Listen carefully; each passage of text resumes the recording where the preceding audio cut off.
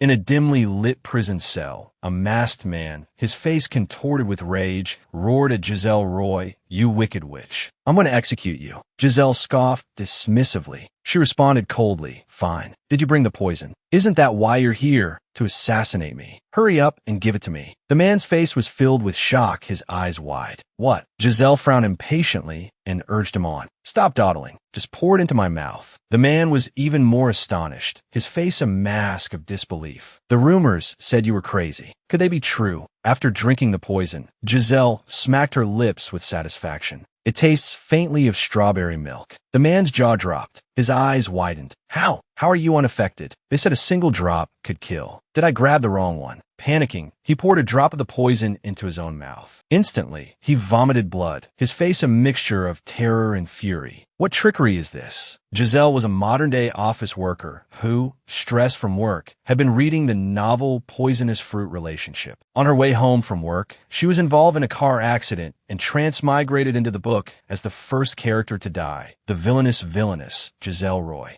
Upon waking up, she found herself imprisoned, constantly targeted by assassins attempting to poison her. Strangely, the poison had no effect on her, and the assassins, always testing the poison themselves, ended up perishing. Then came the previous scene. A masked man stormed into the cell, brandishing a vial of poison and yelling. Giselle thought it was children's strawberry syrup. Seeing her lack of reaction, the man, his face full of shock, stumbled back. "What's going on? Isn't this supposed to be deadly poison? Did I get it wrong? Let me try." He took a sip, then collapsed, spitting blood. After being poisoned multiple times, Giselle had become accustomed to drinking poison. She even started critiquing the flavor. The guards initially thought she had killed the assassins and screamed, "She's a wicked witch." Later, realizing the assassins had poisoned themselves, they walked away in disgust. Giselle protested her innocence, claiming to be a law-abiding citizen, but people just shook their heads and sighed. The assassin's mad. The witch is mad. They're all mad. Giselle realized the guards must have been bribed. She cursed this damned world, hoping the next assassin would bring a unique flavor of poison. Suddenly, she heard laughter. Startled, Giselle muttered to herself, "Am I having side effect from the poison?" A man laughed heartily. "Ha ha." Giselle's face paled, her voice trembling. "What? Where's that coming from? Is it a ghost?" The man's tone was light. "It's not a ghost." Giselle shouted, "Hey, even if you don't show yourself, I know you're an assassin, right? I just drank poison and need time to digest it. Can you wait?" The man's lips curled into a thin, cruel smile. Another bottle flew toward Giselle. "Haha, this one's a smaller dose. Try it. You can drink it." Staring at the airborne vial, Giselle's face was filled with terror. She yelled, "Didn't I tell you to wait?" She inwardly complained about this assassin's strange personality. Giselle wrinkled her nose in disgust. "I can smell the sourness even without opening it. Is it expired? Will I die from drinking expired poison?" She worried about her survival. She also considered that if the poison didn't work, the assassin might try other methods. She couldn't die so easily, and this assassin was clearly skilled. Giselle's face was full of anticipation. She spoke cautiously, "Mr. Assassin, if I drink this and don't die, could I ask you for a favor?" The man raised an eyebrow, intrigued. "A favor." Giselle's eyes were firm. "If I survive, please save me. I mean, help me escape." She was determined to escape the prison, whether by poison or hanging. She'd figure out why she was in this situation later. The man's lips curled into a mocking smile. He chuckled. "You think you'll live if you escape? The entire empire knows you're a wicked witch. Even if you escape, you'll be hunted. Your family is dead. No one will help you. Dying in the streets is no different from dying here." Giselle pouted, retorting, "You're so pessimistic. Why not be more optimistic?" Suddenly, Giselle's eyes widened. "What? Even if I've offended many, the world is vast. There must be a place for me. If good people reject me because I'm the wicked witch, then I'll work for a villain." The man's eyes flickered with curiosity. He asked with interest, "Work? Have you decided which villain you'll seek out?" Giselle nodded confidently. "Yes, I have. A truly wicked villain." The man's curiosity grew. "Tell me. If it's interesting, I might consider helping you." Giselle furrowed her brow in thought. Suddenly, her eyes lit up. "Vianioli." The man repeated, "Vianioli." Giselle nodded excitedly. Yes, that's the name. Surprise flickered in the man's eyes. You know him? Giselle feigned composure. I happen to. Suddenly, a masked man's angry voice rang out. Giselle Roy. Giselle responded quizzically.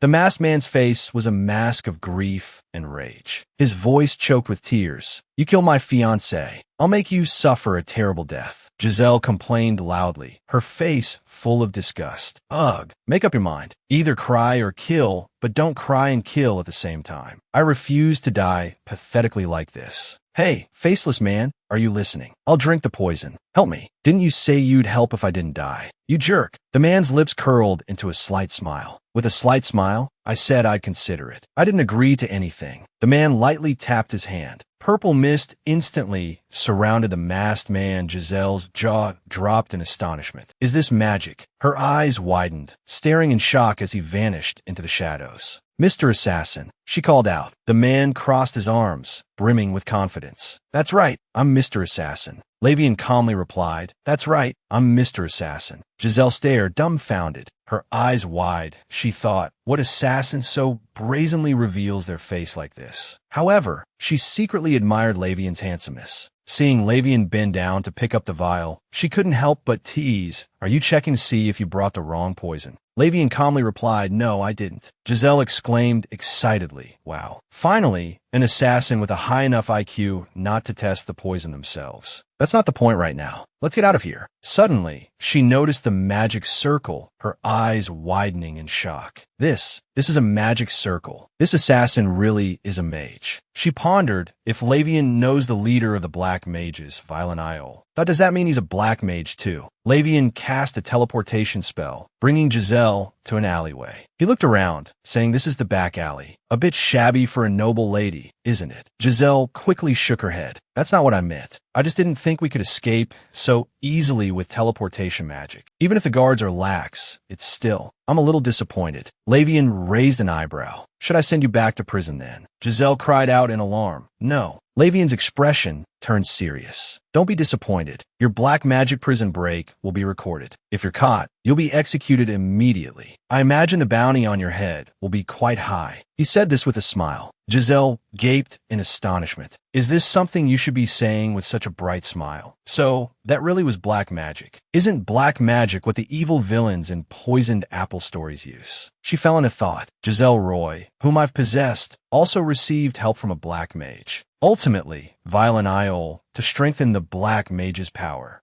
gathered the black mages to oppose the hero. She looked at Lavian suspiciously. Are you a black mage? Do you work for Violent? Lavian gave a slight nod. Yes. Giselle panicked. Oh no, I was just boasting to one of Violent's subordinates. And I even said I wanted to work for him. How am I supposed to fix this mess? She asked urgently, what's your name? Lavian answered in a low voice, Lavian. Giselle looked confused. Lavian, that name doesn't appear in Poison Apple. Were there any characters with black hair and red eyes? I can't recall. The villain had silver hair. I can't figure out who you are. She analyzed the situation. Lavian is probably a minor character. He must have been hired privately. She was relieved he wasn't sent by Violin, but worried Lavian would report her words. So she said ingratiatingly, Lavian, about what I said about wanting to work for you. I haven't discussed it with your boss yet. Lavian reassured her gently. I won't speak ill of you to my superior. But are you going to stay here? Giselle asked in surprise. Huh? Lavian reminded her. This is near the tower where you were imprisoned. A search party will be out looking for you soon. Giselle jumped up in alarm. We're really near the prison tower. We even teleported. What's the point of running further? No, it's not like that. It's fate that we met. Can't we travel together for a bit? If I escape on my own, it's only a matter of time before the search party catches me. No matter what, I need the help of the person who helped me escape from prison. Lavian refused coldly. Why should I? Giselle pleaded pathetically. You know I'm homeless and penniless. I have nothing. Please be a good Samaritan. Lavian shook his head firmly. I don't do anything without compensation. If I help you, what can you do for me? The sound of the search party approached. Search for the fugitive. Lavian thought for a moment. They organized a search party that quickly. I have an idea. I'll collect the bounty on you after it's issued. Then I'll bring you back. That's a good plan. Giselle shouted urgently. I can offer you information. Crucial information. Information that can help you quickly climb the ranks at work. Lavian looked at her skeptically. Information for advancement. But you work for Violin. Giselle declared confidently. I know the future of several important people. That's right. I know the original story. I know everything that will happen in this place in the future. Like your boss's future. Lavian frowned skeptically. I have no proof. Why should I believe you? Giselle explained frantically, well, I drank a lot of poison, so I gained this mysterious power. Lavian scoffed. I've never heard of poison creating magic out of thin air. Giselle gestured urgently. It's not magic. It's more like possession. Lavian leaned in curiously. Possession. What's that? Giselle hesitated, then confessed. I mean, after drinking the poison, a mysterious being possesses me, allowing me to know more than others. The search party's voices drew closer. Search over there. Giselle grabbed Lavian's sleeve fearfully. You're not going to leave me alone, are you?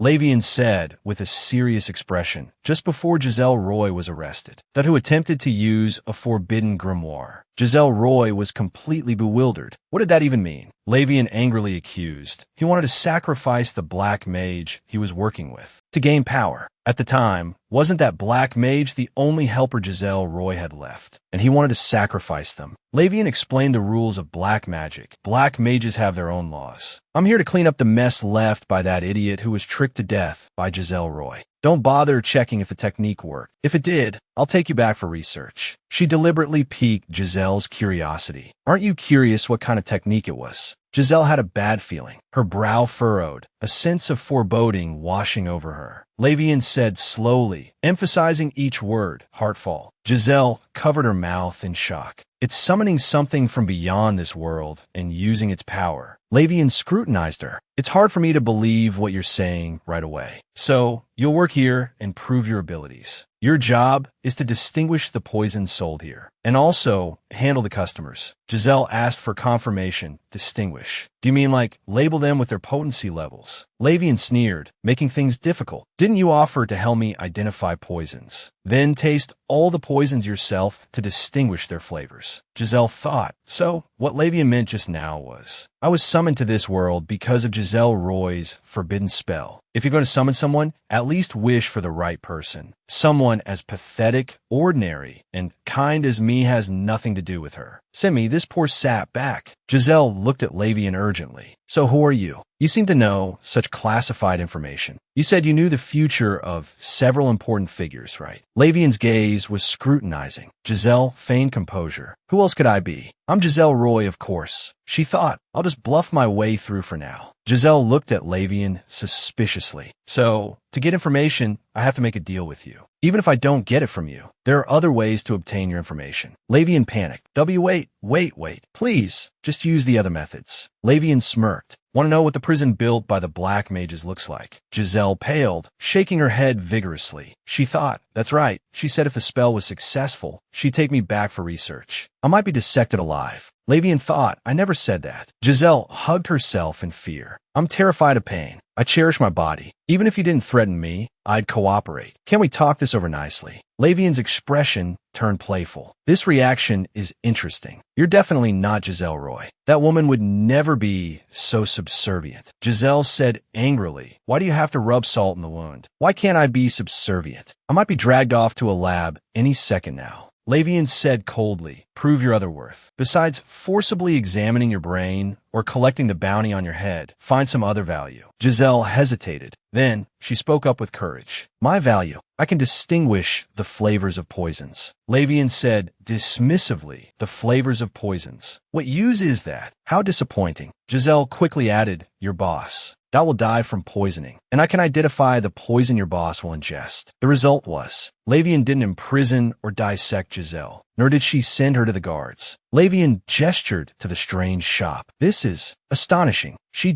That made me work in a really creepy shop. Giselle looked at the frightening dolls in the store and said in horror, what the heck is that scary doll? It's a cursed doll. Of course it's a doll. This is a shop that sells cursed items. Giselle thought, cursed items. Since I can't be poisoned to death in this place, I guess I'll be cursed instead. Lavian said calmly, I only said they sell cursed items here. I didn't say this place was cursed. It's hard for me to believe what you're saying right away. So, you'll work here and prove your abilities. Your job is to distinguish the poisons sold here, and also handle the customers. Giselle asked in surprise, do you mean like label them with their potency levels? Lavian sneered, didn't you offer to help me identify poisons? Then taste all the poisons yourself to distinguish their flavors. Giselle thought, what a vicious woman. Mayfair immediately assigned me as the leader's secretary. Is she making me start from the bottom to gain experience? It's been 10 days since I became a temporary employee at this shop. At first, Lavian said she would monitor me, but I haven't even seen her shadow for the past 3 days. Giselle said to the cursed doll out of boredom, oh, I'm so bored. It's just you and me, Isabel. Dinah walked by and scoffed. Giselle, you didn't actually name the creepy doll, did you? You're crazy. Giselle's brain is definitely not normal. Giselle retorted anxiously, come on. I'm not crazy. Crazy people don't know they're crazy. I told you I'm not crazy. Dinah teased with a laugh. All right. You're beautifully crazy. Besides, you managed to become a temporary employee at this shop. You must be exceptionally wicked. Giselle said sulkily, is that really so surprising? It seems the owner of this shop, Lavian, is truly infamous. Looking around at all the stored items, Giselle complained loudly, but I put my things here. It's a shop, but no one ever comes to buy anything. Dinah consoled her. Actually, quite a few villains used to come to the shop. It's just that no one has bought anything so far. Don't give up on selling. People do come to buy things occasionally. Dinah handed over a vial. Oh, right, this is for you. This is today's poison.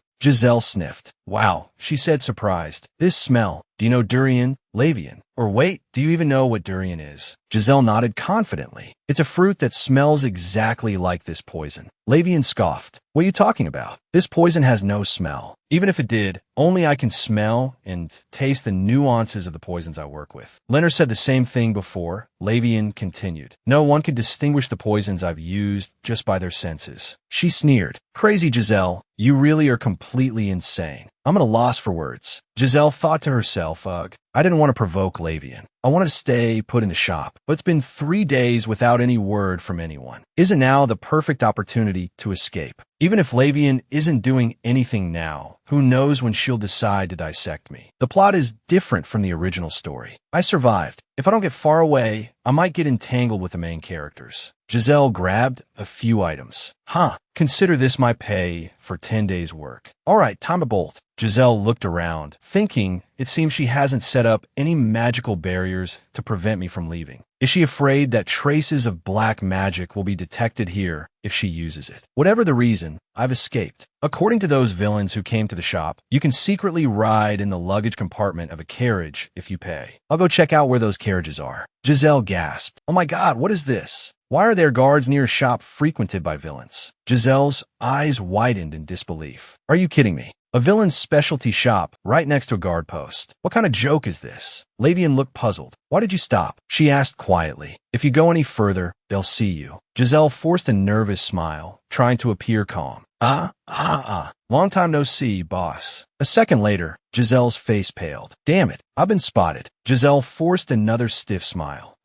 No wonder it was so easy. It's been, 2 or 3 days? Then Giselle frowned. She looked at Lavian with exasperation. Seriously, boss, could you tone down the death glare? Just so you know, I'm definitely not trying to suck up to you. Lavian's lips curled into a smirk. Not trying to run away. Then are you turning yourself in? Finally decided to try out the jail cell. Giselle's eyes widened, and she retorted angrily, no way. I'm taking a walk. I just wanted to get some fresh air. I have a daily 10,000 step routine, you know. Lavian raised an eyebrow, clearly unconvinced. A walk. Giselle nodded vigorously. Yes, walking is really good for your health, you know. She stretched exaggeratedly and exclaimed, so healthy. Lavian crossed her arms, her gaze sharp. And you brought poison with you on your walk, because... Giselle's face went white. Panicked, she thought. How did she know? Was she watching me with magic? Did she see everything? But Giselle quickly plastered a smile on her face. Oh, this. Carrying poison on a walk helps me maintain my enthusiastic, workaholic spirit. You see, Lavian pressed on, her eyes fixed on Giselle. And the money. Do you need money for a walk? Giselle's eyes darted around. She forced a smile. Well, I thought about it, and you've helped me so much, and I haven't properly repaid you. So, I thought I'd buy you a present on my way back. Lavian's lips twitched into an amused smile. Huh, so you get polite when you're panicking. Giselle flushed. No way. Damn it, damn it, damn it. Socializing is so exhausting.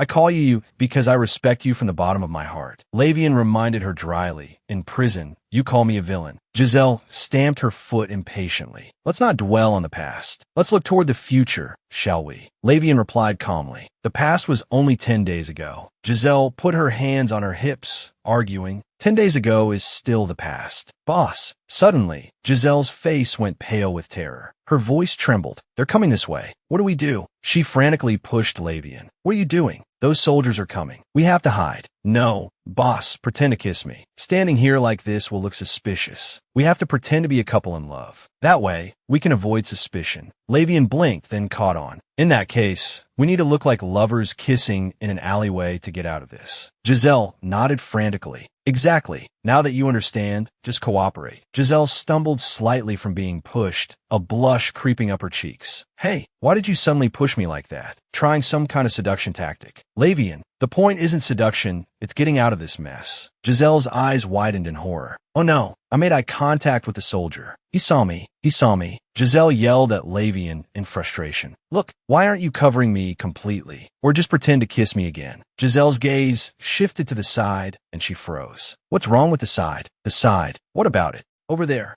Giselle's face was full of surprise. Muttering to herself, she walked away. He definitely made eye contact with me just now. He doesn't recognize me. Or maybe he just wants the money without doing the work, so he didn't look closely. Lavian's expression remained calm. Why? Because he didn't see. Giselle reached out and grabbed Lavian in a panic. If you go any further, you'll really be discovered. Lavian took a few steps forward and calmly explained, walking here in their eyes, this is just a wall. Because I cast an illusion spell. Giselle's face was full of astonishment as she furrowed her brow in thought. An illusion spell. But the original story clearly stated that places where magic is used leave behind magical residue. And dark magic emits a sinister aura. That's how the two protagonists were able to track William and ultimately defeat him. That's roughly how the plot goes. Did I remember wrong? Impossible. I remember it clearly. Giselle asked, her face full of doubt. If there's magic here, why can't the guard detect it? Lavian, full of confidence, lifted her chin. Isn't that obvious? Because I'm more powerful. Giselle's face was full of reproach. Couldn't you have mentioned this beforehand? Looking at Giselle, Lavian couldn't help but laugh. To be honest, you look quite clueless. But I can use the word cute to sugarcoat it. Giselle glared at Lavian and said sullenly, I don't feel like saying thank you at all. Lavian turned around. Well, now that that's settled, let's discuss the rest back at the shop. Giselle slapped her forehead, finally remembering. All right, I completely forgot. I was caught red-handed while escaping. Giselle's face was full of worry. She asked cautiously, what do you plan to do about the rest, boss? Giselle frowned slightly, her face filled with worry. The rest isn't going to be some kind of torture, is it? Lavian responded dryly. If you want to experience it, I can oblige. No need to go far. Right here, right now. Then she suddenly raised her voice and shouted, Boss, we have a new shipment of poisons today. Dedicated temporary employee. Return to your post immediately to check the new products. Lavian smiled. How amusing. Giselle,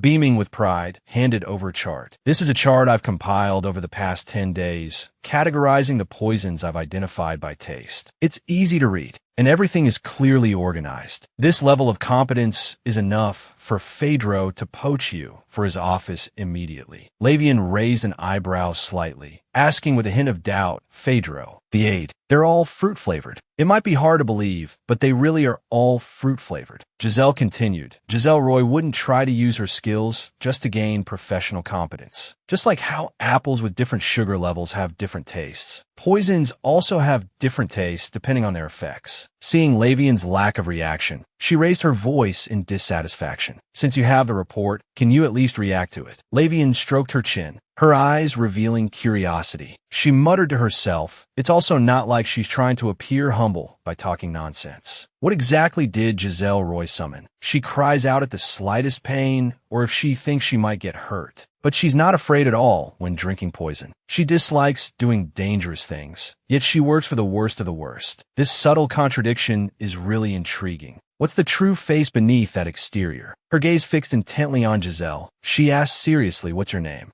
Your real name. I told you mine, but you still haven't told me. Giselle straightened her back and answered firmly, my name is Giselle Roy. Lavian looked Giselle up and down, her face full of surprise. Usually so timid, but when asked about her true identity, her attitude becomes so resolute. How strange. Her blonde hair and blue eyes are exactly the same as Giselle Roy's, but the internal change makes her seem like a completely different person. She's not trying to make her behavior resemble Giselle Roy's, yet she makes people see her as Giselle Roy. This is the most contradictory part. Lavian sighed in exasperation. Well, anyway, do you believe me now? This is a chart that could only be compiled using my ability to distinguish poisons. Lavian crossed her arms, her face full of suspicion. I understand your ability, but I still have doubts about you as a person. Giselle spread her hands, looking innocent. What makes you doubt me? Where else can you find someone as harmless as me? Lavian frowned and said seriously, I don't trust people easily. Besides, I saw you try to escape with my own eyes. It was premeditated and planned. You even stole money. Giselle's eyes darted around as she hurriedly explained, I didn't. Running away was just going for a walk. As for the money, since I'm getting paid anyway, consider it in advance. She suddenly realized something and widened her eyes. Huh, wait a minute. Am I supposed to work for free? Seriously,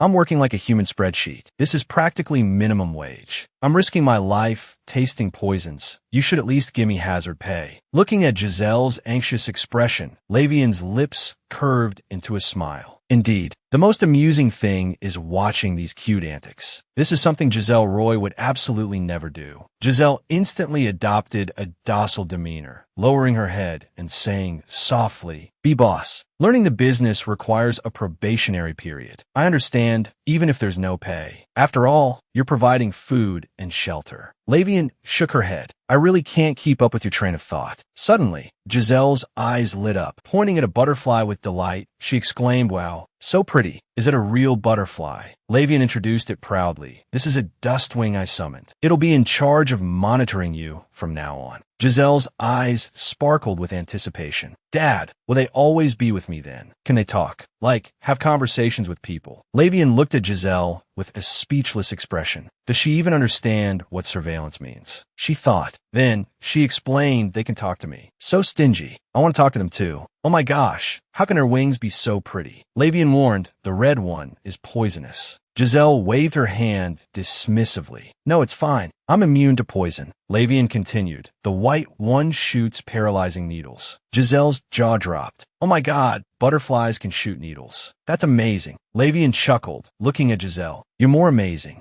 One moment she's incredibly nervous, the next she's happy. Thinking about it, Lavian realized Giselle also has that ability. She said she knows the future of important people. Lost in thought, she murmured to herself. Who does Giselle consider important people? What's her criteria for importance? And why is William Ayal included? Lavian looked at Giselle and asked seriously, How much do you know about William Ayal? Why do you want to work for him? Giselle's eyes lit up with admiration. I think he's the most powerful person among the bad guys. Lavian nodded in agreement. That's true. Giselle clasped her hands together hopefully. Boss, when you see the leader later, please tell him something for me. Tell him I said he's the most amazing person in the world. If you could help me work for him, I'd be even more grateful. Lavian was a little exasperated. Who is this leader? And what about the part where you called him a bad guy? Giselle quickly said, of course, please leave that part out. I really want to work for William Ayal. Giselle nodded vigorously. Yes, I prefer a good atmosphere to being the head of a small operation. I'd love to work for a big company, of course. Lavian stroked her chin thoughtfully. You said you can detect poisons for my boss, right? Even if you create a chart of poison flavors, only you can distinguish them. How are you going to help him avoid being poisoned? Giselle puffed out her chest confidently. As long as I'm by his side, I can taste all his food first, like a food taster. She looked at Lavian with pleading eyes. Can you help me get a chance to meet Leader William Ayal? Giselle repeated loudly. Can you help me get a chance to meet Leader William Ayal? Lavian crossed her arms and refused without hesitation. No way.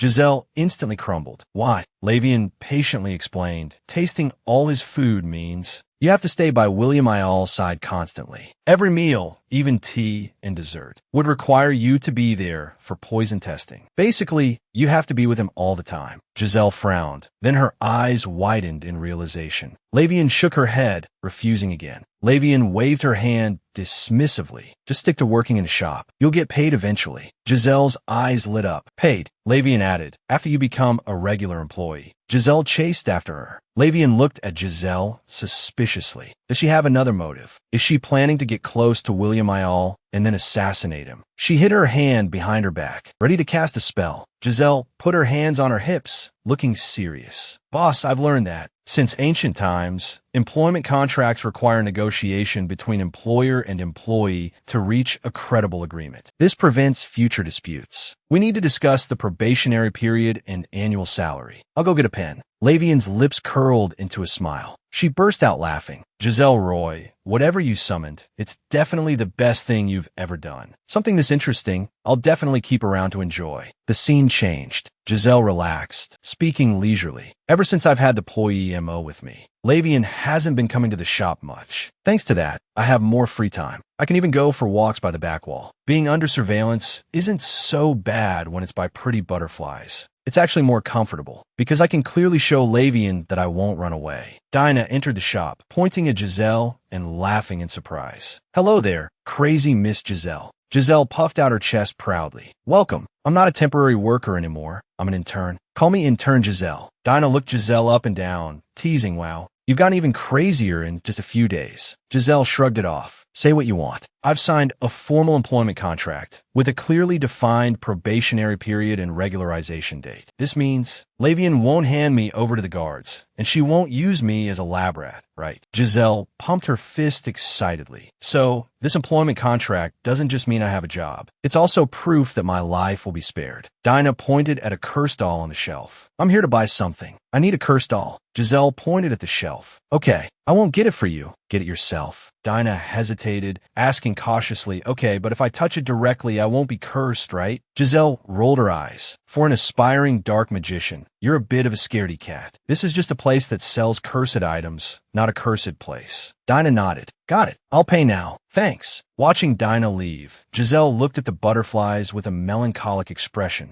It's a little lonely now that Dinah's gone. But I still have them. Giselle gazed at the butterflies dreamily. They're so beautiful, no matter how many times I look at them. She recalled the black mass that had coalesced in Lavian's fingers. That must be the magic power used for dark magic, right? Different from the black shadows she used when she absorbed those assassins in prison. It seemed to shimmer more. Because Linear's appearance and complexion are so striking, is her magic also magnificent. At this moment, a man burst in, demanding loudly, "Are you the death row inmate taken in by Lady Linear?" Giselle looked bewildered. "Pardon me, but what are you babbling about?" The man roared, "Answer me quickly." He fumed, pointing at Giselle. "The one taken in by Lady Linear and given a job as a cashier at the grocery store. Is that you?" Giselle spread her hands helplessly. "I don't know about being taken in, but I do work at the grocery store." The man stamped his foot angrily. "You're joking. That position was supposed to be mine." Giselle's jaw dropped. "What? The cashier position was reserved. What kind of grocery store is this? How can this be?" The man pressed urgently. "I want to see Lady Linear. Where is she?" Giselle's expression turned troubled. "My boss is so unpredictable. It's not that she's busy. It's that it's hard for even me to see her. You can leave your contact information, and I'll pass it on." The man snorted, his face full of distrust. "Why should I trust you, a death row inmate?" Giselle shook her head with a wry smile. "Well then, could you call me a fugitive? Death row inmate is a bit much. I haven't even given up on living." Lavian, hearing the commotion, hurried back, asking loudly, "Crazy Giselle, what happened?" "I heard shouting and came back." The man glared at Giselle. "I'll be back. Just you wait." After the man left, Lavian asked, "What was that all about?" "Anyway, the alley has an illusion spell on it, so sitting here and looking at the scenery outside should be fine, right? Even though the wanted posters prevent me from wandering around freely, staying in the grocery store is just too boring." Giselle fell into deep thought. Just continuing to be a grocery store clerk should be all right?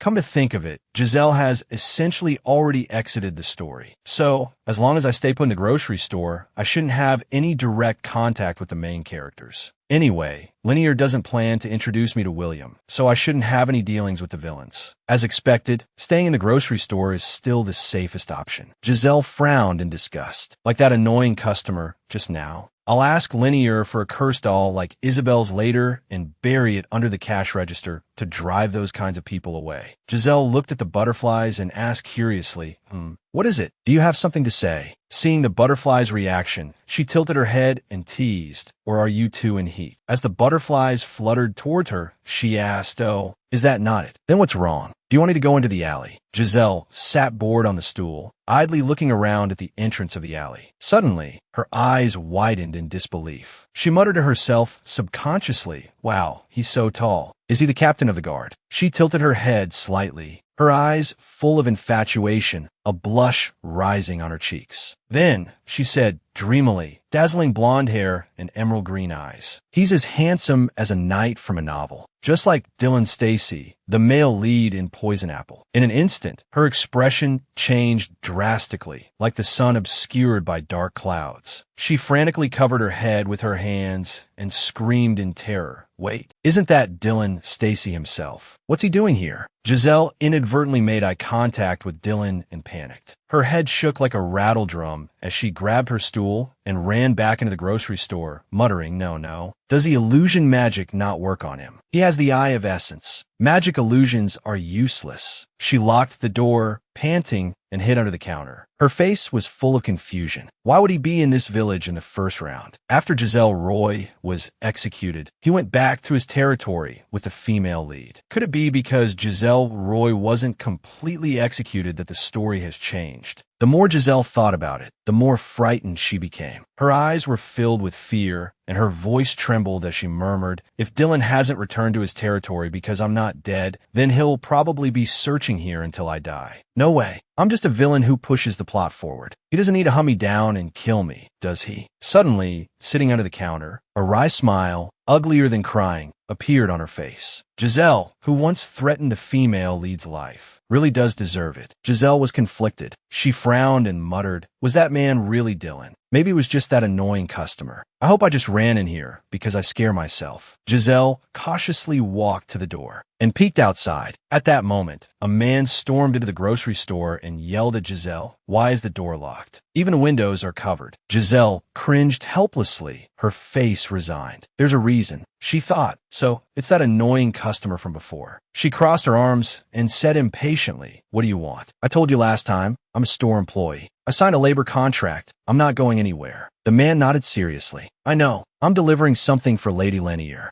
Giselle paused, a flicker of anticipation in her eyes. She thought to herself, he's unexpectedly straightforward. I want to see her too, but I haven't seen her lately. She's been sending food regularly, though, so she hasn't forgotten me. Where is she and what's she doing? The man urged, help me unload the things. The cargo carriage is too big to enter the alley. Giselle frowned, her face full of reluctance. Are they heavy? The carriage is parked on the street. The man nodded. Yes, it's parked at the entrance of the alley. Just unload it and carry it over. Giselle hesitated, her voice uncertain. I don't want to go out on the street. Can't you carry it yourself? The man glared at her angrily, raising his voice. I'm busy and don't have time. I still have other deliveries to make. If you delay me any longer, I'll tell Lady Lanier that her staff aren't cooperating. Giselle sighed in frustration, resigned to her fate. Intern evaluations are important. Once we're done moving this, go back to the grocery store and stay put. The two arrived at the alley entrance. A freight wagon completely blocked the alley. Giselle breathed a sigh of relief, thinking to herself, this way, no one outside can see. The guard soldiers aren't in the alley either. The man pointed at the wagon. I'll catch them down here. You go up and hand them down. Giselle put her hands on her hips and retorted, and why should I be the one to climb up? Delivery workers are supposed to do the heavy lifting. The man shot back. Can you even catch them? If they break, you'll pay. Giselle reluctantly climbed onto the wagon, grumbling, I really don't want to go up there.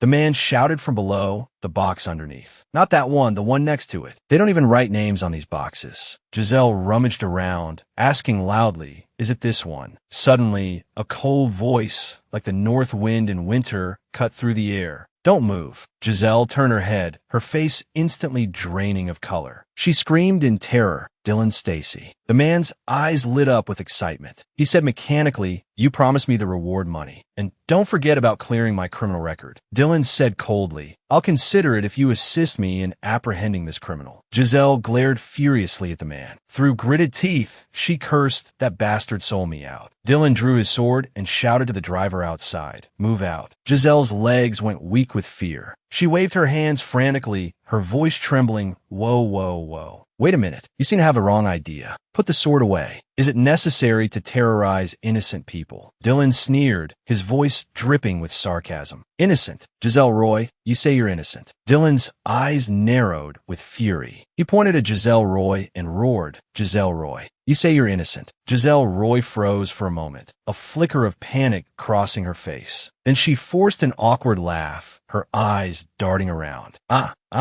I've heard people say I look a lot like this Giselle Roy person. You must have mistaken me for her. She continued to feign ignorance, her eyes shifting nervously. Seeing that Dylan remained unmoved, Giselle Roy's heart sank. Her gaze darted around frantically, her lips moving slightly. She muttered under her breath, is he dense? By the way, where are we going? Dylan sneered, his eyes full of disdain. Your acting has improved quite a bit. I already know about you being possessed by an evil entity. Giselle Roy's eyes widened in shock and anger. She put her hands on her hips. Evil. This guy is unbelievable. Don't you have eyes that can see through to the true nature of things? Was that all a lie? I'm not evil at all. Just look at me. I'm clearly a person with a kind soul. What are you talking about? You have the wrong person. Dylan frowned, his expression grim, his voice icy. Is this a side effect of the forbidden technique? Or have you been completely consumed by the demon? It doesn't matter either way. You're gonna die. Giselle Roy's face flushed red with anger. She stamped her feet and yelled, this jerk clearly has a split personality. So gentle and kind to the heroine, but in reality, he's a lunatic who can't understand a word anyone says. By the way, are you taking me to the execution grounds? Dylan's expression remained cold, his gaze firm as steel. I must first eliminate the demon that possesses you. Giselle Roy stared at him in disbelief, waving her hands frantically. Eliminate the demon. What nonsense are you spouting? Oh, right. The Black Dragon executes black mages who make pacts with demons. Back then, they used white magic, which counters black magic, to burn people alive. Giselle Roy grew more agitated as she spoke, pointing her finger at Dylan's nose and glaring. What demon? You're the demon. You go ask those people outside. Who looks more like a demon? Someone being threatened while moving heavy boxes? An innocent person like me, or someone who kidnapped someone trying to live a peaceful life and wants to burn them alive? Dylan's face darkened. He scoffed, his face full of disdain. Utter nonsense. Eyes that can't even distinguish truly kind people. How can they see through to the true nature of things? Don't tell people you can do that when you go out. Dylan suddenly raised his voice, his eyes sharpening. He interrupted her. How do you know about my ability? Answer me. Who told you?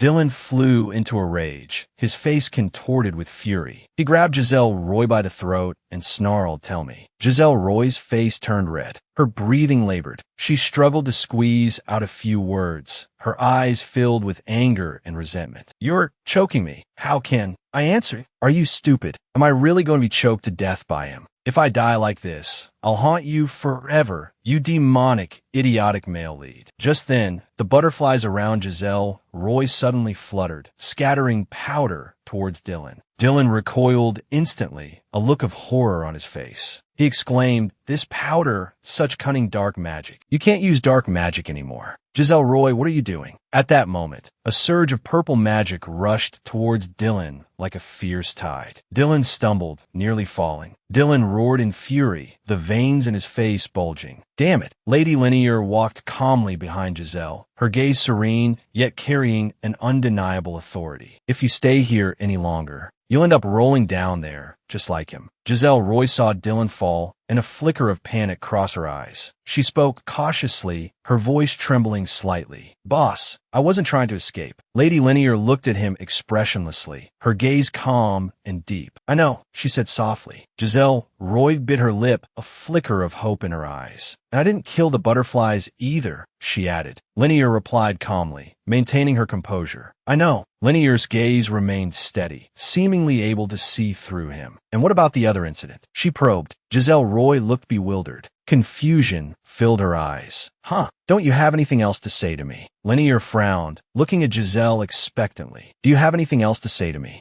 Giselle froze for a moment, then suddenly remembered her unattended shop. Oh dear, I'm sorry. I ran out. There's no one watching the shop. Thank you for saving me. It was those two butterflies. Thought that saved me at the last moment. Gratitude overflowed in her expression. Linear crossed her arms, a smirk playing on her lips. Those two butterflies are my terrals, she revealed. Giselle's jaw dropped in astonishment. Did your boss order them to protect me? Giselle asked. Linear shook her head. Giselle stamped her foot in frustration. What? So those two butterflies protected me on their own initiative. And you're taking credit and thanks from the terrals. That's mean. Linnea chuckled. Everything you're thinking is written all over your face, she pointed out. Do you realize how difficult a spell it is to warp space-time on a moving object? Giselle's eyes widened in realization, guilt washing over her. Oh, really? Thank you so much for saving me. I owe you my life. She suddenly asked. Speaking of which, since those butterflies are terrals, they wouldn't just disappear after being cut by a sword, right? Linear gave her a knowing look. What do you think? The things surveilling you died so quickly. Giselle jumped up anxiously. I didn't kill those butterflies. Are they really okay? Seeing Linear's expression, she felt slightly reassured, wondering if Linear would be upset about the terrals. By the way, Boss Dylan got that man earlier. Will he die? He clearly fell off a moving carriage. If the main character dies, she trailed off, worried about the story's trajectory. What, do you want him to die right away? Linear teased. Giselle quickly shook her head, panic in her eyes. No, someone else wants to kill him. The person who wants to kill him isn't me. It's the villain, she insisted. Linear raised an eyebrow. Is that so? But why are you acting like you don't know him? I heard that you'd scream and shout if Dylan Stacy got even the slightest scratch. As far as I know, you're deeply in love with him, Linear remarked. Giselle's cheeks flushed, and she glared at Linear. Taking a deep breath, she feigned affection. Darling, how could he be a stranger? I still can't bear to see him with a single scar. Even now, I'm terrified he's hurt. My heart aches for him, she declared dramatically. Linear smirked. All right then, let's go back. She cast a spell, and Giselle gasped. Magic again. Teleportation. Even seeing Linear's magic a second time, it's still amazing. If Linear is this skilled, how powerful must her boss, the revered Islet, be? But for someone so powerful to be poisoned, is that even possible? She mused. Back in the shop, Giselle stared at her poison bottles. I thought I'd never see you again, my precious little poison bottles. Linear crossed her arms, her expression serious. Stop staring at your poison bottles and pack your things. We're moving the shop. Giselle pouted. Huh, we're moving. Really? Linear nodded in confirmation. Giselle looked at Linear curiously.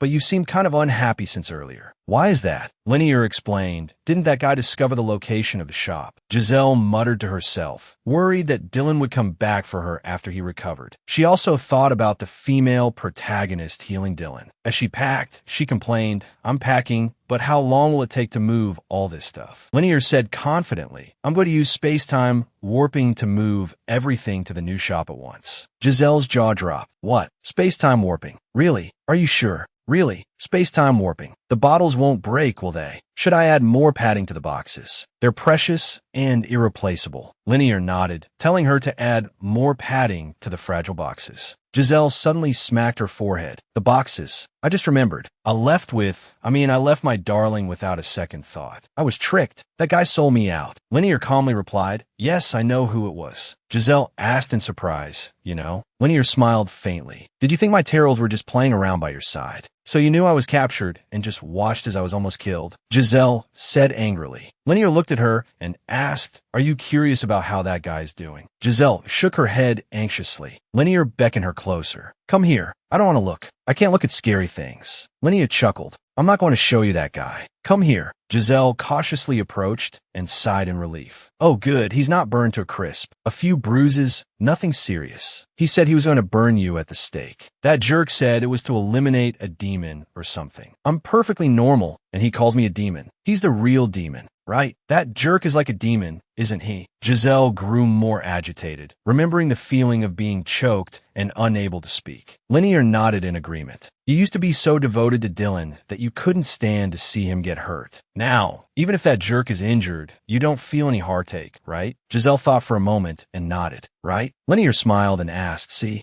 So you won't call him honey or any other affectionate nickname anymore, right? Giselle blushed and nodded. Lady Linear nodded in satisfaction, explaining, so that's what he was worried about. Makes sense. After all, the villain who loves Iolos is the poison apple. It's difficult for a dark magician belonging to the Black Clouds. Liking their boss's rival's employee is bound to be a bit awkward. That's great. Even if that guy broke his leg in his attempt today, he'll be back tomorrow with soldiers ready to flatten this place. So we need to move quickly. Just hold on a little longer. Once the time reversal is complete, you can get some proper rest. Giselle felt a surge of emotion. Is she worried about me? Lady Linear looked at her and said, then continue packing. I'll check the teleportation circle again. Giselle watched Lady Linear's back, feeling warmth in her heart. She's worried about me. Lady Linear, having finished checking the circle, called out to her, Giselle, if you don't have anything else you need to bring separately, come over here. Giselle responded with a smile. Okay. Lady Linear extended her hand. Let's go. Giselle's eyes widened in surprise. Excitedly, she exclaimed, wow, is this the new shop? It's so spacious. Then, her brow furrowed, and she looked at Lady Linear, whose face was as pale as a sheet and who seemed about to collapse. Concerned, she asked, Lady Linear, are you all right? Weakened by the excessive use of magic, Lady Linear said faintly, this is your room now. Go and rest. Giselle quickly waved her hands, her eyes full of anxiety. No,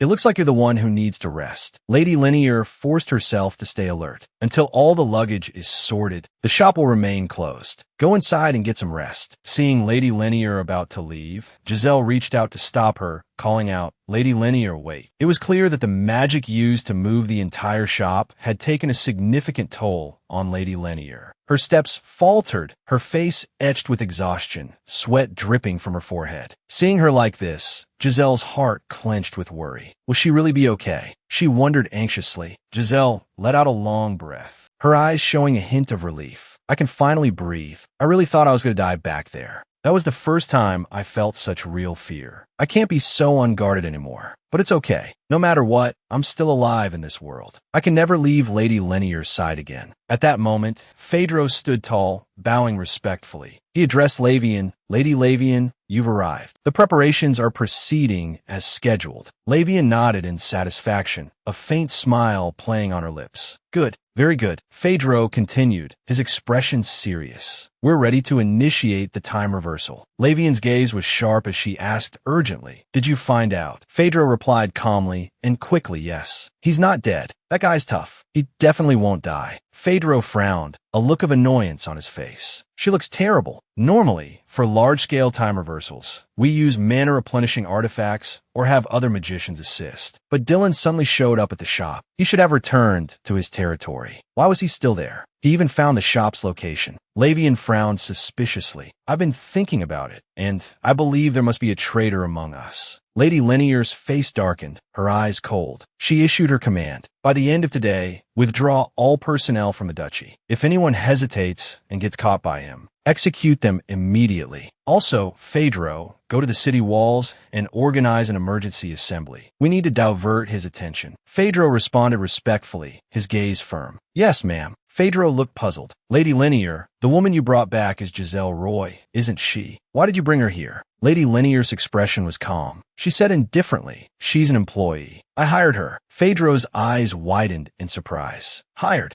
But Giselle Roy is a wanted criminal nationwide. Having her with us will be troublesome. A subtle smile played on Lady Linear's lips. Her probationary period is 1 month. And her nickname is Crazy Giselle. Just call her that. You like her. Arriving at Giselle's room, Lady Linear gently pushed the door open. Looking at Giselle's peaceful sleeping face, she whispered, is she asleep? A butterfly fluttered its wings gently in the air. It replied softly, yes. She's asleep. She's really got nerves of steel. Lady Linear chuckled softly. It's troublesome, but right now, to conserve magic, I have no choice but to use the time reversal gate. I'll have to get someone to help organize the things in the shop. A butterfly circled Lady Linear, asking softly, Master, are we going to stay here and keep watch over this woman? Lady Linear nodded slightly. Until she wakes up, the butterfly pressed further, just as you commanded before. We just need to keep her alive. Lady Linear nodded again. Yes. Phaedro frowned worriedly. But Giselle Roy is a wanted criminal. Having her with us will be troublesome. We've been avoiding direct conflict with Dylan, but because Giselle was captured by him, all our efforts have been wasted. Is her life really worth all this trouble? Lady Linear gazed into the distance, her eyes deep. Calmly, she replied, time will tell. No one's sure right now, so I have to keep him close. Dylan always says. Lavian smiles and waves her hand dismissively. Don't mention it, she says casually. It was nothing. Dylan sincerely thanks her. Thank you, Lavian. Then, his brow furrows with anxiety. Hands on her hips, she starts to speak, but Dylan interrupts. Go back to your territory. Lavian shakes her head stubbornly. No, I'm staying with you. Dylan raises his voice, his face filled with worry. Have you forgotten how many times that woman almost killed you? Lavian's eyes soften with a hint of pity. I heard Giselle Roy has changed. Dylan's expression turns serious. He hasn't changed, he's gone mad. The situation is worse. Lavian places her hands on Dylan's shoulders. Ada, she pleads, you have to give him a chance to be forgiven. Maybe I can save him now. Dylan sighs in frustration. Lavian, save someone consumed by dark magic. They can only be destroyed with purifying fire. But what if something happens to you? That woman is vicious. Even if she's behaving now, she'll return to her evil ways. He doesn't deserve forgiveness. Don't waste your power on him. Lavian bites her lip hesitantly. But Dylan,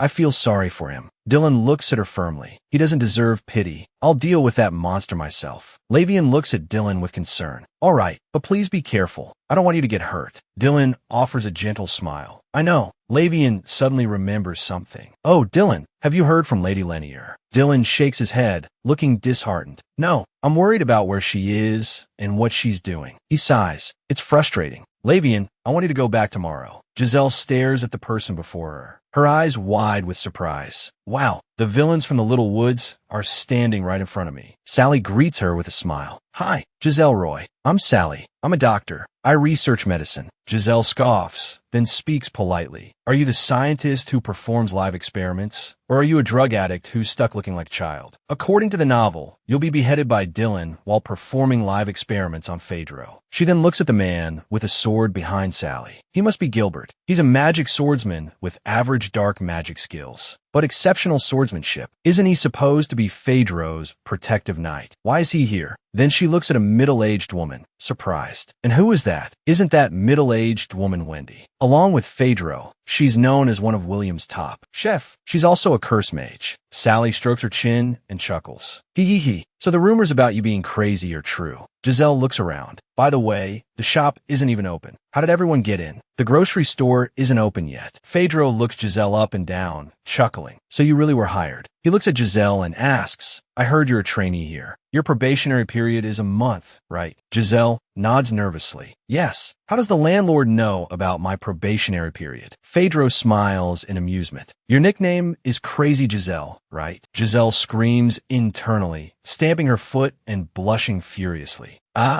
Lady Lanier, I take back my thanks for saving me. The others whisper and sneer. I can't believe she's actually crazy. I heard she took the wrong medicine. That's a shame. Taking the wrong medicine can do that. I understand. Giselle points angrily at Sally. I'm not crazy. You old hag. She then waves her hand dismissively. Call me whatever you want. Phaedro smiles. All right, Miss Crazy Giselle. Everyone shouts in unison, Crazy Giselle. Giselle takes a deep breath, suppressing her anger. I've had enough. I'll just call you Giselle. Wendy smiles and introduces herself. Giselle, I'm Wendy. Gilbert nods. Giselle smiles awkwardly.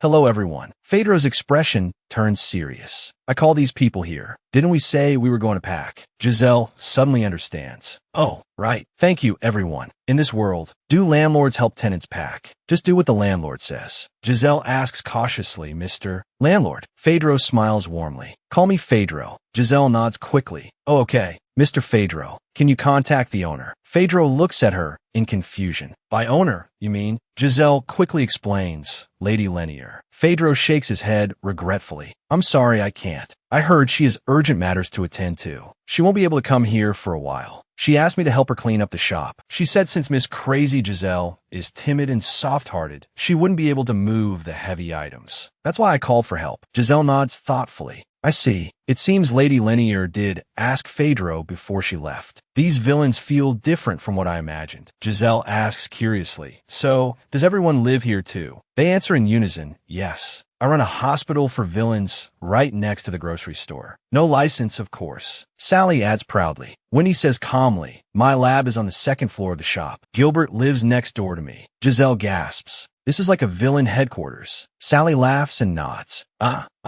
Right? Sally looks at the bruise on Giselle's face, shaking her head. That bruise looks nasty. I don't have any medicine for that. Curses I can handle, but I don't know any healing magic. Disal waved dismissively. I know intelligence can't be cured with dark magic. Don't worry about it. Besides, the only thing white magic can't do is lift curses. The bruise will fade in a few days anyway. Gilbert frowned seriously. Oh, that damned mana and filthy white magic are exhausting. Giselle's eyes widened in surprise. Filthy white magic. Gilbert sneered. For people like us, it's poison. Giselle furrowed her brow, asking with confusion, white magic is poison to us. Winnie nodded slightly. With a confident expression, she replied, that's right, because white magic and dark magic clash. Giselle's eyes widened. Then could white magic's power not work on me? She wondered silently. Poison and mana should be different. That might just be a metaphor, Sally explained seriously. Mana is what knights like Dylan use. It's similar to magic power, but has no form. The biggest difference is that magic power is innate. While mana needs to be accumulated through effort. Giselle's eyes lit up. All right, the novel mentioned Vivian helping Dylan cultivate. So it's because white magic and mana are similar. But then her face became worried. But I'm not sure if Dylan's mana has white magic properties. I'm not sure how much it would affect me. And I'm not a dark mage. Mana shouldn't work on me, right? Wendley reminded her seriously. You made a contract with a dark mage and try to use the techniques. Your body must be tainted with dark magic to some extent. Giselle suddenly realized and slapped her head. So that's how it is. I need to think about this. I'm gonna get some food. Sally smiled and waved. Go ahead. Giselle walked to the window with a snack, looking at her neck. He used mana on my neck. No wonder it doesn't look like a normal bruise. To choke someone's neck like that. Sally walked over and said angrily, none of those who get along with white mages are good people. The kid was already crazy, and he's being so excessive. Giselle said with a wry smile, thank you for speaking up for me. Please stop treating me like I'm crazy. Wendley quipped, you're lucky to be alive. Sally sighed. But Phaedro, he's super powerful. I definitely want to draw his blood someday and see if it's blue. Wendley rolled her eyes. You'll be the one dead first. Sally turned to Wendley with a grin. Don't you want his body too? Wendley spread her hands helplessly. That's because bodies like that are hard to find, but I don't want to risk my life for a corpse. Giselle sighed. Everyone's conversations are so unusual. Just then, Gilbert picked up an item and handed it to Giselle. Here, this is for you.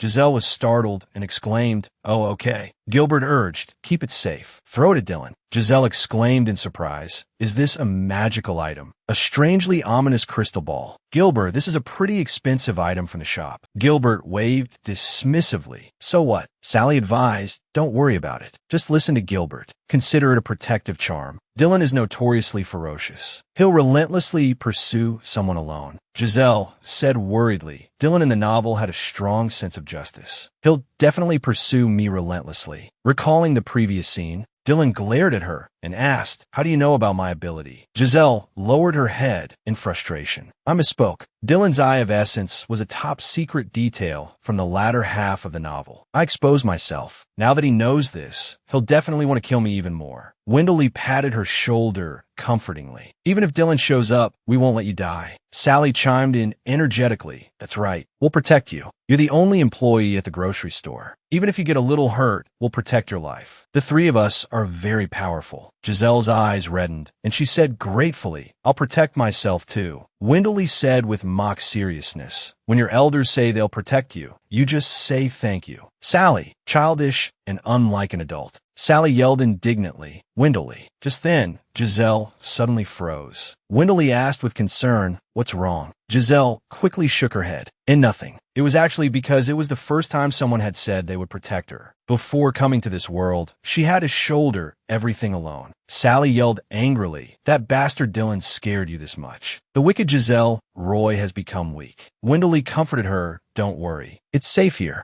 She pointed at Gilbert. That's right. Gilbert is the best at protecting people, right? Gilbert nodded somewhat embarrassedly. That's right. I'll allow you to hide in the room behind my clinic. Giselle felt the objects around her, a determined look appearing on her face. Dylan is a transmigrator. I'm not afraid to touch these items anymore. Dylan made my mind confused, but I can't stay depressed forever. I'm the only employee at the grocery store. I need to work to earn money. Lavian suddenly appeared, and Giselle jumped in fright. Boss, why didn't you use the door? It's fine that you used time bending to get here, but can you at least make some noise? If I get scared to death, it counts as a work-related injury. Lavian shook her head helplessly. Everyone else noticed me. Giselle retorted, I'm not like them. Who are they? Lavian ticked off names on her fingers. Phaedro, Sally, Wendell, Gilbert, and so on. I'm just not like them. I'm just not like them. Lavian teased with a smile. Look at you, back to life. Giselle scratched her head. Yeah, I've finished cleaning up. I'm going to rest in my room. Boss, are you all right? Lavian waved her hand. Don't worry about me for now. I heard you were crying. Giselle blushed and quickly explained. They were talking nonsense. I was moved to tears when they said they would protect me. No,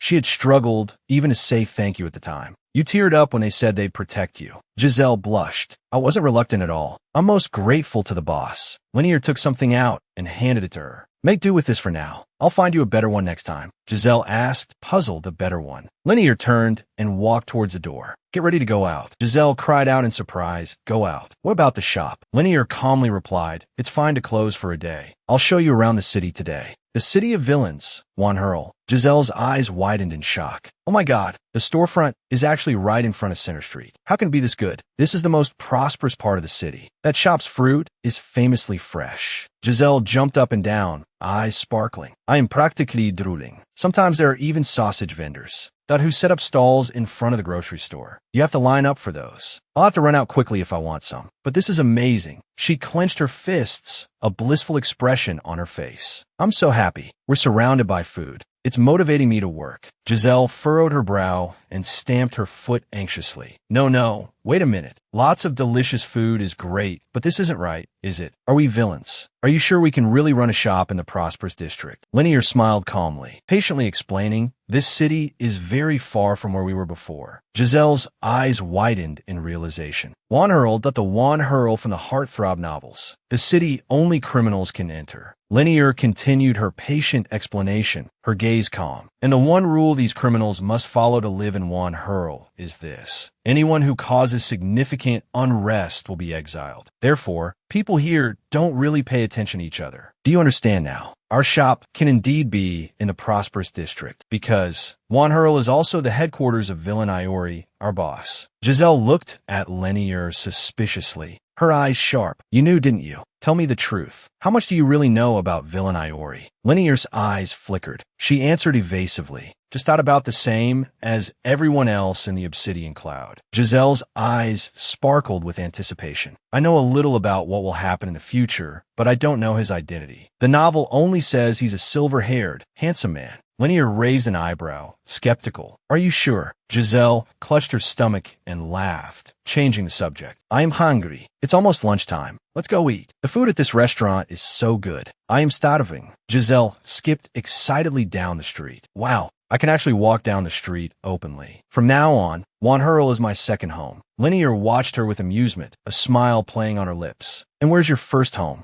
Giselle waved her hand dismissively. There's a place, but you wouldn't know it. Suddenly, a carriage sped towards them, about to hit Giselle. She cried out in alarm, hey, be careful. After the near miss, she clutched her chest, shaken. I almost got hit. Linear shook her head, her expression indifferent. Here, the person who gets hit by a carriage is at fault. Giselle stamped her foot in disbelief. How can that be? Linear explained calmly, her gaze firm. That's just how Juan Hurl is. Giselle argued urgently, frowning. But won't people who cause a disturbance here be exiled? Linear replied, if they cause a disturbance. Meaning, if it's handled quietly and privately, no one will care. Giselle looked dejected. I take back what I said about this being my second home. She clenched her fists, her expression determined. The grocery store is safer after all, so I need to bring Gilbert with me when I go out. Linear looked at her quizzically, tilting her head. He said he was the villain's guard. Giselle puffed out her chest confidently. Not really. It's just a feeling. Linnea nodded slowly. From what you know, Gilbert obeys his boss's orders. If you ask him to protect you, he will. Giselle's eyes lit up. She bombarded Linear with questions. Did the boss say Gilbert should protect us? Does the boss know about me? Will you introduce me to the boss? Will he come to the grocery store? Can I meet him? Linear looked reluctant, pouting. Do you want to meet Villain Iori that badly? Giselle stamped her foot angrily, hands on her hips. What's with that attitude? Why are you so unwilling? Are you that against setting me up with your boss? Her eyes sparkled with infatuation. Of course. I heard he's incredibly handsome. Linear nodded, a wry smile on her face. That much is true. Giselle clasped her hands together hopefully. But is he afraid that if I work for the villain, he'll have no one left under him? That's so mean. I want to get ahead in life, too. Her eyes sparkled with curiosity. I heard his silver hair is especially beautiful, especially shiny. But is that true? Linear hesitated, hedging. I suppose so. Giselle looked dreamy, her hands cupped as if holding a star. Since the boss already knows about me, let me meet him. I've never seen silver hair before. Linear shook her head, chuckling. Are you that obsessed with silver hair? Giselle thought seriously, then shook her head. No, it's more that I find it fascinating. Linear teased her, raising an eyebrow. What about black hair? You're not smitten with my stunning beauty. Giselle froze. To praise someone you don't even know. You're so careless. Desal pressed urgently, his eyes expectant. So, the boss is handsome. Linear nodded firmly. He is, but I've never spoken to him. Linear looked at him curiously, intrigued. A truly interesting person. He recalled what Giselle had said earlier. Aren't you affiliated with the Dark Mages? I know the future of several important figures. He asked eagerly. Among those people, does that include Dylan Stacy? Yes, but what will happen to that guy? Will he be poisoned? Desal's expression turned serious. His eyes widened. Will he? He will be killed, Linear stated calmly. By whom? Desal asked. Desal slowly said, Villain Iori. He suddenly understood, nodding slightly. By Iori. I see. So that's his future. Giselle looked at Linear, confusion flashing in her eyes. Hearing that Dylan would be killed, she felt a pang in her heart. She was surprisingly pleased. How much did she hate Dylan? After all, Dylan had always been a formidable opponent to the Dark Mages. At that moment, Linear patted her shoulder and said calmly, Let's go. She murmured to herself. Perhaps there are other secrets. Linear looked intently at Giselle. I have something to attend to. I'll go ahead. Giselle's face was full of confusion. Something else. Linear nodded. Yes, you just go back and rest. As she spoke, Linear released 2 butterflies. Giselle gasped in delight. The butterflies. They're safe. Linear introduced them with a touch of pride. The red one is Lai, and the white one is Ban. Giselle repeated in surprise, then realization dawned. Lai and Ban. So those are their names. Linear explained, you can't communicate properly without knowing a familiar's name. You couldn't communicate before and you were giving them a hard time, so I told you. Giselle stamped her foot defensively. What? I wasn't giving them a hard time, right? Say something, guys. Lai rolled her eyes and stuck out her tongue. We tried to warn you, but you thought we wanted a mate. What an idiot. Ban shook his head sarcastically. She couldn't understand us, yet she acted so self-assured. Such a fool. Linear gently reminded her, now you can communicate. You said you wanted to thank the butterflies. Go ahead.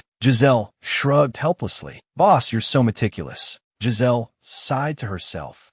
I thought Iori would assign Gilbert to protect me, and he'd come to the grocery store himself. It's so hard to see him. I want to see a handsome man, but now my plan is ruined. Lai sized Giselle up disdainfully. If it's about mating, I prefer a beautiful and powerful partner. Ban added, if you want a good partner, you need to be both powerful and beautiful yourself. Giselle blushed, embarrassed. I'm really sorry. I misunderstood you before. Please stop talking about mating. Lai scolded, you just eat cookies all day and never exercise. Ban stamped his foot angrily. You're so lazy. Giselle jumped up, agitated. For a working woman, replenishing sugar is important. What do you butterflies know? Lai shook her head sadly. She'll never find a good mate in her life. Giselle screamed in frustration. Then shut up. Just get me out of this misery. Her eyes lit up. How do you usually communicate with the boss? Is it telepathy? Lai explained, we can only respond if our master allows it. So you can only talk if Linear initiates contact. I thought I could contact him anytime. Lai warned seriously, you've misunderstood. If we're attacked, our master will know. Don't put us in danger.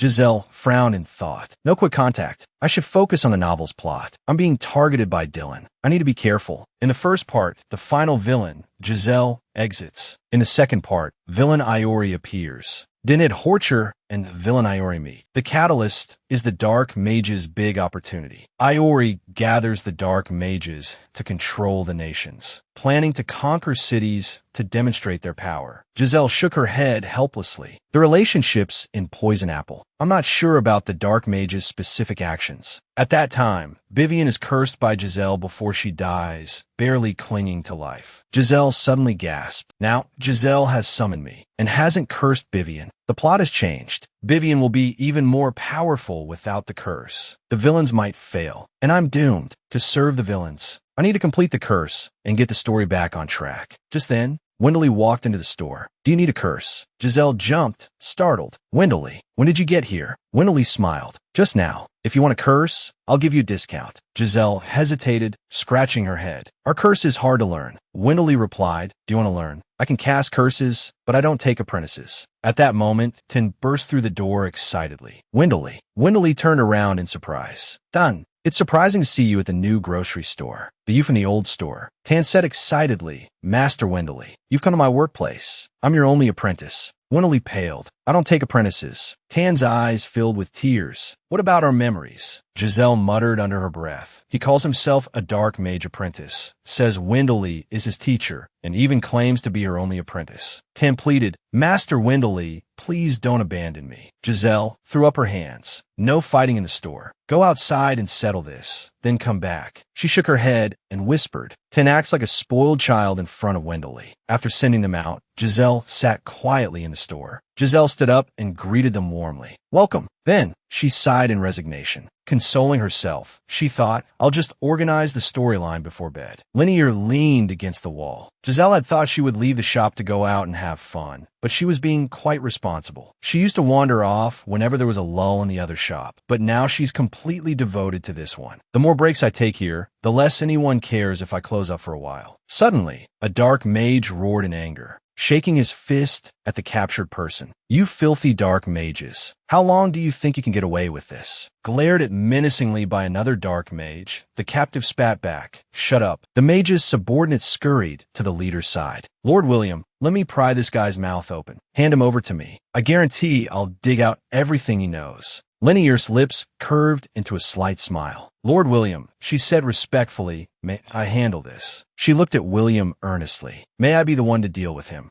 William waved his hand dismissively. Fine, he conceded. You take care of it. Linear's smile widened with gratitude. Thank you so much for this opportunity. William coldly surveyed the room and commanded, the rest of you get out. The others hastily bowed their heads in response, their voices filled with awe. Yes, sir. William closed the door. The captured man, his face defiant, yelled, You'll never get single. Useful piece of information out of me. Linear smirked and quickly gagged the man with a cloth. You don't need to talk, she said dismissively. Just stay alive. Her hands moved swiftly, forming seals. Her expression was focused. I'll add another layer of secrecy seals, just to be safe. William nodded in agreement. Good. That's prudent. Linear stroked her chin, looking at William quizzically. How much magic do you think it takes to have perfect silver hair? William blinked, then asked with a hint of amusement, Are you asking me? Or are you asking the gag fellow over there? William glared playfully at Linear. I was wondering why you wanted to handle this yourself. Don't tell me you're thinking of changing your hair color. This guy's magic alone isn't nearly enough for you to mess around with. Linear stroked her chin. Not even if you boil him into a soup. She ventured. William shook his head. Fermedi Blaine. No, don't even think about it. That would be a waste. He muttered to himself, now what's this all about? Someone who normally can't stand the sight of a single stray hair is suddenly interested in silver hair. Is something serious going on? Linear pondered for a moment, a look of longing in her eyes. Is silver hair really that handsome and dazzling? William grimaced. Ugh, he complained. Is that new employee's craziness contagious? Why are you starting to have these strange thoughts too? Linear coughed, saying tactfully, You're quite blunt, you know. William lowered his head and retorted loudly, Will my silver hair sparkle? Don't be ridiculous. That's exactly what I was trying to tell you.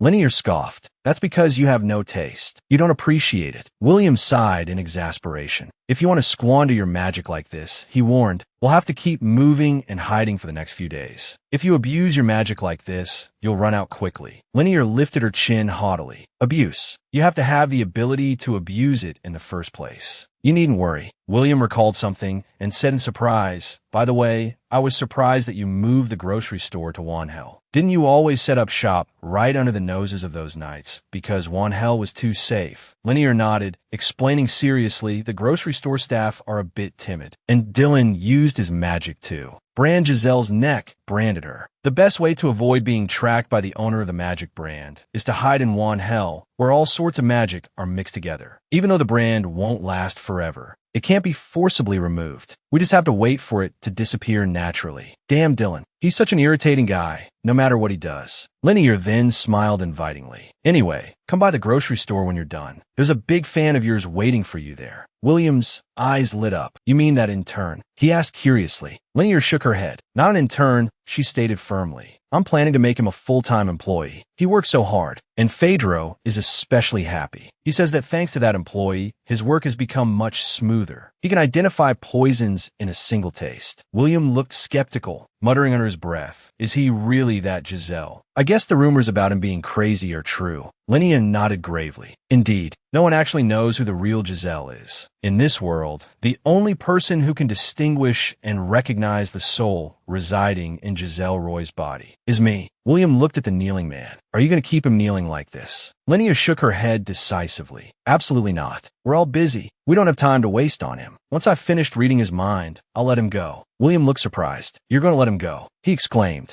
Linear's lips curled into a sly smile. A little bait is all it takes. William will only be interested in my employee if there's a chase. That way, he'll keep chasing after me. It's a shame it'll all be for nothing in the end. She paused. By the way, if I drive this guy insane before letting him go, will that white magic master be able to tell? Then, she mused to herself, I wonder if the noble Vivian still misses me. Giselle said exasperatedly, I just want to work a peaceful shift. Why is it so hard? Tim looked distressed, tears welling up in his eyes. Lady Wendeley, when are you coming? How did things turn out like this? Suddenly, Giselle gasped. Where did this black dust come from? It's poison powder. She shouted urgently. Hey, don't kill him. He's our guest. Tan shouted impatiently. But he's so loud I can't sleep. It's so annoying. Giselle said resignedly. I agree with that, but he's still a guest. We really can't kill him. Dad, put away the paralyzing needle too. Don't cause trouble. He wiped his tears, muttering, TSK, Lady Winley wouldn't just abandon me. Giselle scolded him in frustration. Now's not the time to be crying. Tan, you almost died just now. Just then, Linear appeared before everyone with a murderous look. Giselle asked in surprise, Linear, what are you doing here? Linear suddenly glared at everyone. The atmosphere instantly became incredibly tense. Linear frowned, a hint of displeasure in her eyes. I moved the shop to such a spacious, bright place, and it wasn't for this. Giselle looked bewildered, confusion flickering in her eyes. For what? I never said it was okay to have romantic relationships in the shop. Oh wait, it couldn't be about Tan, could it? A dangerous and cold aura instantly emanated from Linear. Her gaze sharpened like a blade. I don't even bother remembering that guy's name. Why are you telling me his name? Giselle waved her hands nervously, afraid of being misunderstood. What? Don't you know him? He's Winley's apprentice. Besides, I don't have time for romance right now. I already have enough to worry about. Looking at Giselle's worried face, Linear's anger gradually dissipated. She reached out and patted Giselle's head, her tone softening considerably. All right, I misspoke. Giselle breathed a sigh of relief, a look of relief spreading across her face. Hey, don't mess up my bangs. Giselle whined. Linear changed the subject, asking, so why is he here? Giselle sighed. He's a guest. Annoying, but I can't refuse him. Linear frowned. It's so late. What kind of guest comes this late? Giselle sighed, starting to vent her frustrations. Exactly, as expected of a boss like you.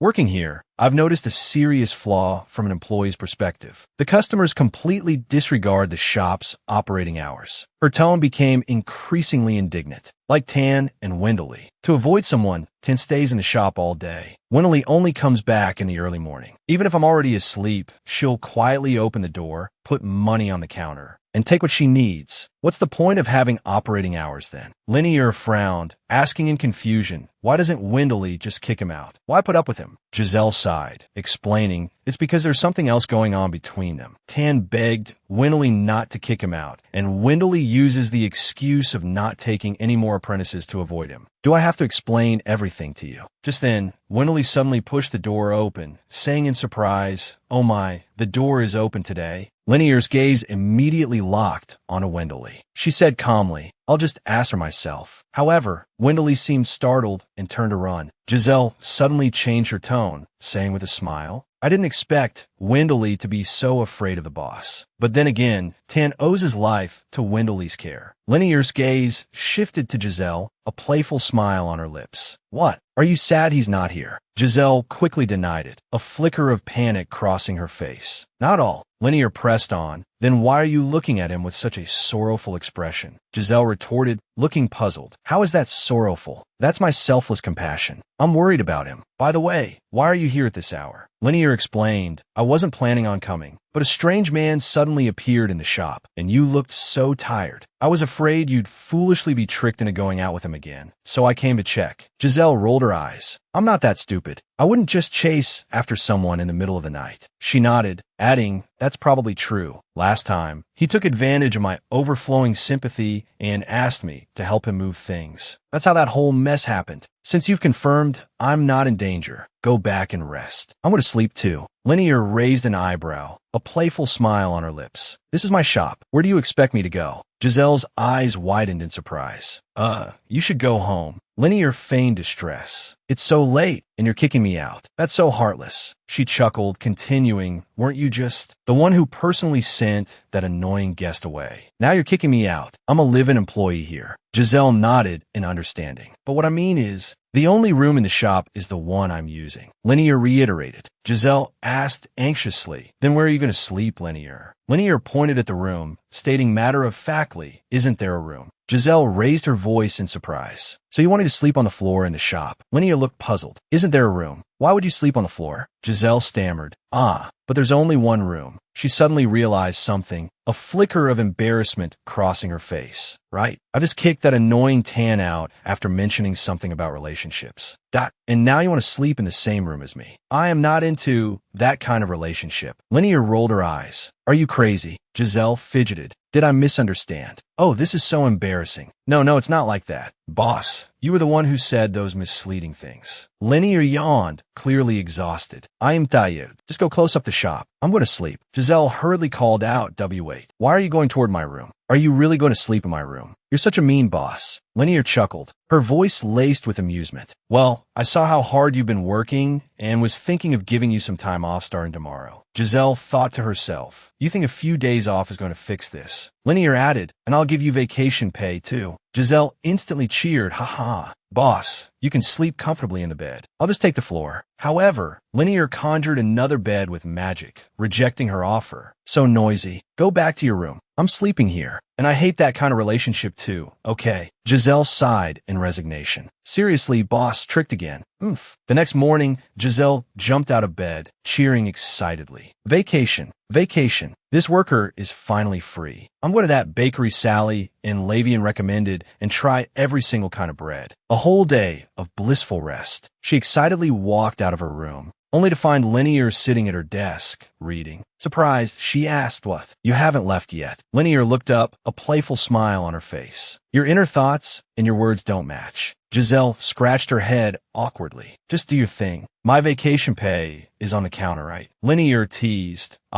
So you're saying give me the money and get lost. Giselle quickly explained. Oh no, that's not what I meant at all. Linear chuckled. That's exactly what you meant. Get ready. We're going out for breakfast. Giselle looked confused. Breakfast? Linear explained. Didn't I say I'm giving you time off starting today? You can go have fun now. Giselle refused. But I want to roll around in my room alone. What? Do you even know what vacation means? Linear casually replied, yeah, it means having fun. Giselle corrected her, it means resting. Linear didn't seem to care. Isn't it the same thing? Giselle insisted on her point. It's not the same. And even if it's about having fun, why would I want to have fun with my boss? That's not a vacation. That's practically overtime. Linear reminded her, I think you've forgotten. You're a wanted criminal out there. Giselle asked, confused. Are we not supposed to worry about the guards? Isn't this Van Hemer? Linear patiently explained, criminals are everywhere. Do you think Giselle only has problems with ordinary people? You usually just stay in the shop, so no one has bothered to come after you. But you'd better not wander around on your own. Giselle mentioned Gilbert. Isn't Gilbert always with me? Linear replied, he's off doing something else right now. He should have told you, right? Giselle nodded. He did. That's why I only wanted to go to the nearby bakery, and then come right back to rest. Linear pointed to the bruise on her neck. Besides, the bruise on your neck hasn't faded yet. We're going to take care of that. Giselle asked, puzzled, get rid of this bruise. Where are we going? Linear simply responded, just follow me. Giselle thought to herself, speaking of this bruise, it's still as noticeable as it was at first. And they said it's a mark left by Dylan using Mona. That's what bothers me. Oh well, I guess I'll follow Gilbert's advice and carry self-defense items with me at all times. That Dylan guy, with his fierce looks and unpleasant personality. Ugh, spending my vacation with a boss like this. What kind of vacation is this? She then replied to Linear, okay, I'm ready to go. Let's head out. Linear noticed her clothes. Aren't those your work clothes? You're wearing those on your day off. Giselle replied awkwardly, haha, I don't have many clothes to change into. Linear frowned. What did you spend all the money I gave you on? Giselle defended herself. Does a person only need 3 meals a day to live? I couldn't help but buy some snacks while I was working at the shop. Linear shook her head. You spent it all. Van Hemer's prices really are higher than I thought, especially since this is a busy district. Giselle changed the subject. Let's go eat breakfast. Let's hurry up and go eat breakfast. Linear nodded. After the meal, Giselle said contentedly, wow, I'm so full. You're such a good boss. I'll definitely follow you loyally. Linear teased, are you choking? You ate so much. I didn't eat that much, Giselle retorted. I finally got my appetite back. Of course I'm going to eat something expensive when the boss is treating. Linear sighed. Fine, as long as you're full. Now let's go buy some clothes. Giselle suddenly remembered. Oh, right, we were going to buy clothes. Why didn't you stop me while I was eating? Linear looked confused. Why? I figured buying clothes in your current size shouldn't be a problem. Giselle playfully calls her boss an idiot. There are a lot of problems. Upon entering the clothing store, the clerk greets them enthusiastically. Welcome. Hello, Giselle Roy. You actually graced my shop with your presence. Giselle asks in surprise. You wanted to see me? The clerk explains, because you're the first villain to be imprisoned in Sosha Tower and come out alive. Giselle hurriedly defends herself. What? I'm not a villain. The clerk continues. The prisoners in the tower are all famous for being assassinated before their execution. You got it wrong. Linear interrupts impatiently. We're busy. Stop with the nonsense. Bring out the clothes. The clerk asks curiously, oh my, what is a gentleman doing in a women's clothing store? Giselle looks at Linear quizzically. Boss, did you have a fight with the shop owner? The atmosphere is strange. Linear's attendant, Aunt, explains, because my master is powerful, they don't want to get involved. Giselle is puzzled. Wouldn't it be better to have a good relationship with someone powerful? Aunt explains in a monotone, because my master is so powerful, she kills when she's unhappy. Giselle is terrified and rushes to Linear's side. Boss, I will truly follow you with all my heart. Linear looks bewildered. The atmosphere is slightly awkward. The clerk smoothly interjects. Sorry for the wait. I've picked out some clothes that I think would suit Giselle. Please take a look.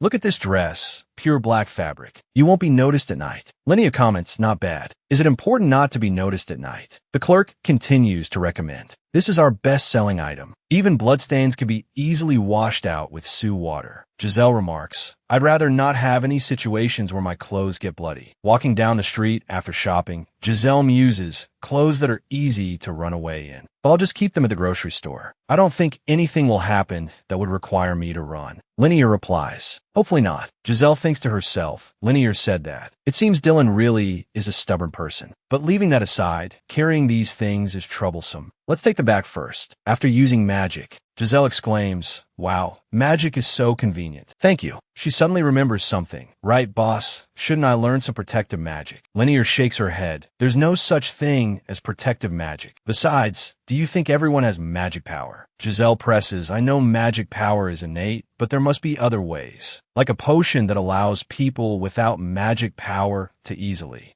quickly gain magic power or something like that. Linear warns, artificially increasing inherent magic power is dangerous. Giselle asks curiously, is that so? Then how do you increase magical power? Linear explains, magic power has attributes. It's fixed from birth. The vessel that holds magic power is the same. It's predetermined from the beginning. Powerful mages are powerful from birth. It's just the time of discovery that differs. Giselle continues to inquire, I see. What about divine power? Is it the same for white mages? Linear asks, isn't it based on divine power? If black mage's magic power is innate, is there a difference for white magic? She continues, do you know the difference between divine power and magic power? Linear hesitates for a moment before answering. Well, I'm not sure. She continues, actually, there's no difference. Giselle asks in surprise, huh? None. Linear replies firmly, divine power and magic power are fundamentally the same. But that's probably not very interesting to you. Let's just leave it at that. Let's go. Giselle persists. What do you mean there's no difference? Isn't divine power a kind of blessing from God, a holy power? If magic power and divine power are fundamentally the same, then what distinguishes black mages and white mages? And why did the two protagonists of the poison apple execute the black mages? Linear doesn't answer directly, but gestures for Giselle to follow. Giselle follows behind her, full of questions. Hey, is that the place you mentioned that can fix my bruises? What was that sound? A sudden commotion erupts.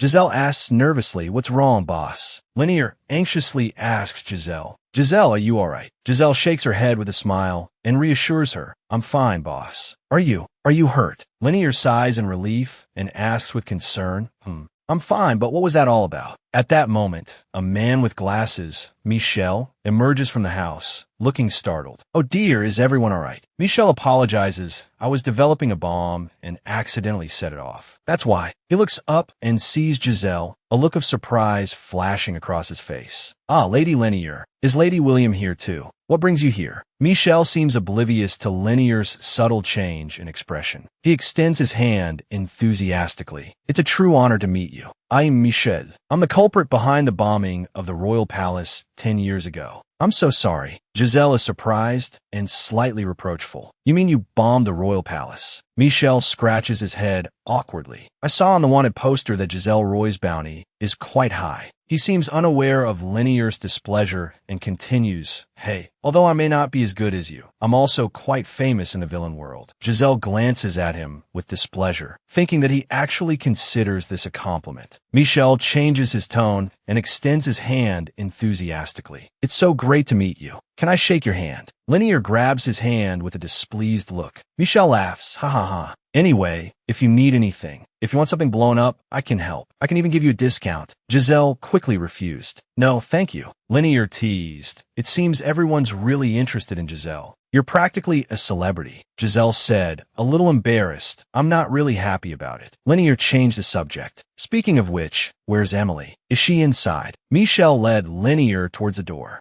Giselle followed close behind. Emily, Michel called out, but there was no response from inside. He turned to Linear and said, you go ahead. We'll let ourselves in. After Michel left, Giselle stared at the closed door, hesitating. Is it all right to just go in like this? It seems a bit rude. The door opened, revealing a strange sight inside. Giselle saw a creepy doll's head and cried out in fright. I made eye contact. Is it because we barged in? Is she angry? Should we leave quickly? What if we're cursed? Linear kicked the creepy doll aside. Giselle shrieked, are you crazy? How could you kick it? You'll make it angry. Linear said exasperatedly, don't be ridiculous. Let's go. We can't just stand here. Linear gave her a one-eye look. You'll live. Do you want me to carry you in? Giselle quickly shook her head. No, I haven't digested my breakfast yet. Linear chuckled. It should be fine. Giselle mustered her courage and stepped into the room. She was surprised to find an elderly woman taking long strides. Could this be? Giselle blurted out in surprise. Linear nodded in confirmation. Emily. Linear walked briskly towards Emily. I'm here. Emily greeted her with a smile. Oh, my little one is here. Linear pouted. I'm all grown up now. Why do you still call me little one? Emily just smiled without answering. Giselle suddenly noticed that Linear seemed particularly relaxed today. Emily said, half jokingly, finally brought your granddaughter-in-law to see Grandma. Linear glared at her. You're joking, right? Giselle breathed a sigh of relief. So it was a joke, but they don't really look like actual grandmother and granddaughter. What's their relationship? Emily turned to look at Giselle's neck and asked curiously, young lady, that thing on your neck, it looks rather dangerous. What is it? Emily said with a smile, that dirty thing on your neck. Can I have a look?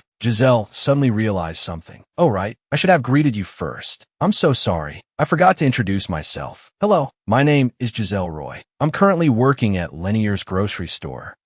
As an intern. Lenier corrected her with a smile. Not an intern, a full-time employee. Seeing how hard you've been working, I made you permanent a few days ago. Giselle's eyes widened in surprise. What? How come I didn't know? Lenier chuckled. Well, I'm telling you now. You're my official employee, not a temporary one anymore. If I hadn't said anything, were you not planning on telling me? Giselle shook her head in exasperation. Oh my gosh, boss, you really are. Emily chuckled and interjected. This young lady is quite amusing. Giselle, how did you meet my little one? Giselle looked at Lenier with some dissatisfaction. You hired me, but not to be your entertainment, right? You made me permanent because I work hard, right? Lenier answered seriously. Anyway, she's officially an employee at our grocery store now. See that troublesome thing stuck on her neck? I wanted to ask you, do you have any scars that could cover it up? Giselle asked curiously. Oh, is it magic? Emily thought for a moment and said, let me see. Oh dear, that must hurt. This isn't something that can be easily covered. How did this happen? She patted Giselle's shoulder comfortingly. Don't be so disappointed. Wait just a moment. Let's try this cloth. Maybe it will cover it. Giselle watched as Emily placed the cloth in water and asked curiously, oh, is this magic cloth? Emily nodded. It takes about a week. About a week to weave 3 layers of magic into it. It might not completely cover it, but we have to at least try. Lenier, understanding the situation, said, all right, I'll come back and check in a week. Let's go back. Giselle replied, okay. Emily said, but wait, since you're here, could you help me thread this needle before you go? Lenier quickly said, I am Busa. Emily's eyes widened.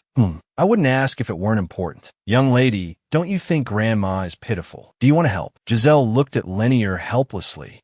Bus, this isn't a difficult task, is it? How can you be so heartless? Lenier whispered awkwardly. Don't agree too quickly. Emily smiled. Thank you, kind girl. I'll leave this to you then. Giselle spent a long time threading the needle and said with exasperation, I understand. I'll never doubt anyone again. Looking at herself in the mirror, she suddenly became serious. But is this mark really a tracking curse? Lenier, looking at the book in her hand, nodded gravely. As hard as it is to believe, it's true. Wherever you go, you need someone with you. Either Gilbert or me. Giselle raised her voice slightly. For now on, always, forever. She walked over to Lenier, slammed her hand on the table, and asked, boss, tell me the truth. Are you hanging around outside because business is bad and you're about to be fired? Lenier looked at her in surprise. If I were about to be fired? Giselle cautiously probed. Boss, didn't you say last time that if I was always loitering outside, you wouldn't let me work here anymore? Lenier frowned involuntarily. How do you know whether I'm loitering or taking care of business? Giselle muttered softly. Aren't you loitering right now? How are your employees supposed to relax? Lenier smiled wryly. She handed a box of snacks to Giselle. Take these snacks back to your room and eat them, but don't eat too many. Giselle hurriedly denied. I'm not hanging around here because of him. Boss, when you're in the shop, as an employee, I really can't just go back to my room. That's why I'm outside. Please don't misunderstand. I'm really not just wandering around aimlessly. Lenier waved her hand with a smile. All right, I understand. After Giselle returned to her room, Lenier muttered to herself worriedly. She's been in her room the whole time and hasn't come out. Could she still be eating those snacks in the box? Should I go and stop her from eating too much? Suddenly anxious, she walked quickly towards a room. The door was open. Lenier went inside. Emily's voice came from within. Help me. Lenier heard Giselle say in a tearful voice. The boss stole all my cookies. Lenier looked perplexed, thinking, what kind of dream is she having? This is ridiculous. Is this how people who raise chicks feel? She recalled seeing people who raised chicks, crying and saying to the chirping chicks, what else do you need? I even changed your cage. Haven't I done everything I should? Lenier thought about Giselle's current workplace. The space was indeed cramped, and it was located in the bustling city center, not an ideal environment. There are no servants here. Giselle has to take care of everything herself. She couldn't help but sigh. Although Giselle seems very skilled at housework, her independence and adaptability are truly extraordinary. At this moment, she noticed that the roots of Giselle's hair had turned black. She was startled. Could this be a side effect of the curse? Are there any other changes? Having never seen the real Giselle Roy before, she couldn't be sure if this was her original appearance. or if it had changed later. Linear frowned, thinking to herself, that guy actually left this mark. If possible, I really want to erase it immediately. At this moment, Giselle slowly opened her eyes. She saw Linear standing by the bed in a daze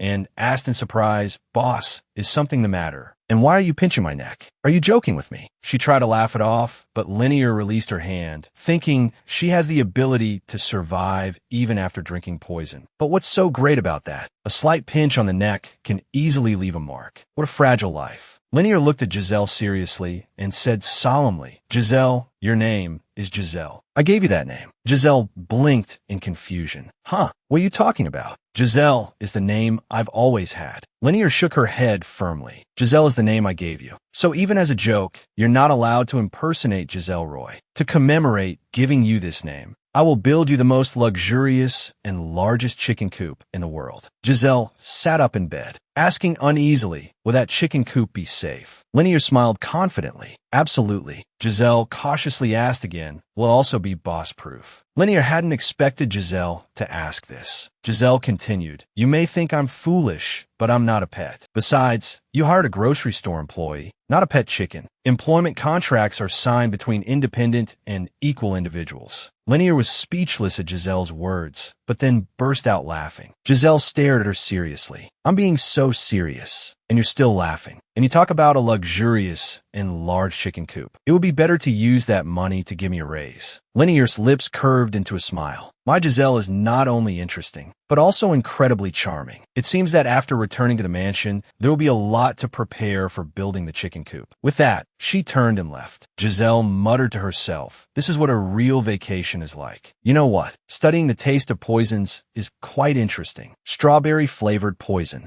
mixed with banana-flavored poison becomes cola-flavored. Being able to distinguish the taste of freshly picked watermelon is also amazing. What a peculiar ability. Why do I have this ability?" Thinking of how Giselle Roy in the original story died from poison, she felt a strange sense of irony, because this means that my current ability wasn't something Giselle originally had. Suddenly, the door was pushed open and a customer walked in. Giselle was startled. "You scared me. We have a customer. When did they come in?" The customer smiled and explained, "Oh, really? That's a problem. I urgently need something. Could you do me a favor?" Giselle looked at the customer inquiringly. "What do you want to buy?" The customer slowly said, "A rotten box." Giselle quickly crouched down and searched through the piles of goods. "It should be here somewhere. Is it hard to find?" She found it. At this moment, she didn't notice that the customer was quietly holding a bottle filled with spiders, preparing to pour it over her head. Giselle rummaged through the box, muttering to herself in confusion, "Huh, are there mosquitoes in the shop?" Suddenly, the customer gasped, "Are you all right? You've been bitten here." She reached out and touched Giselle. Giselle instinctively touched the back of her neck. Seeing the blood on her hand, she cried out, "Oh, I'm bleeding." The customer said with concern, "Do you have any ointment? Should I help you find some?" Giselle shook her head.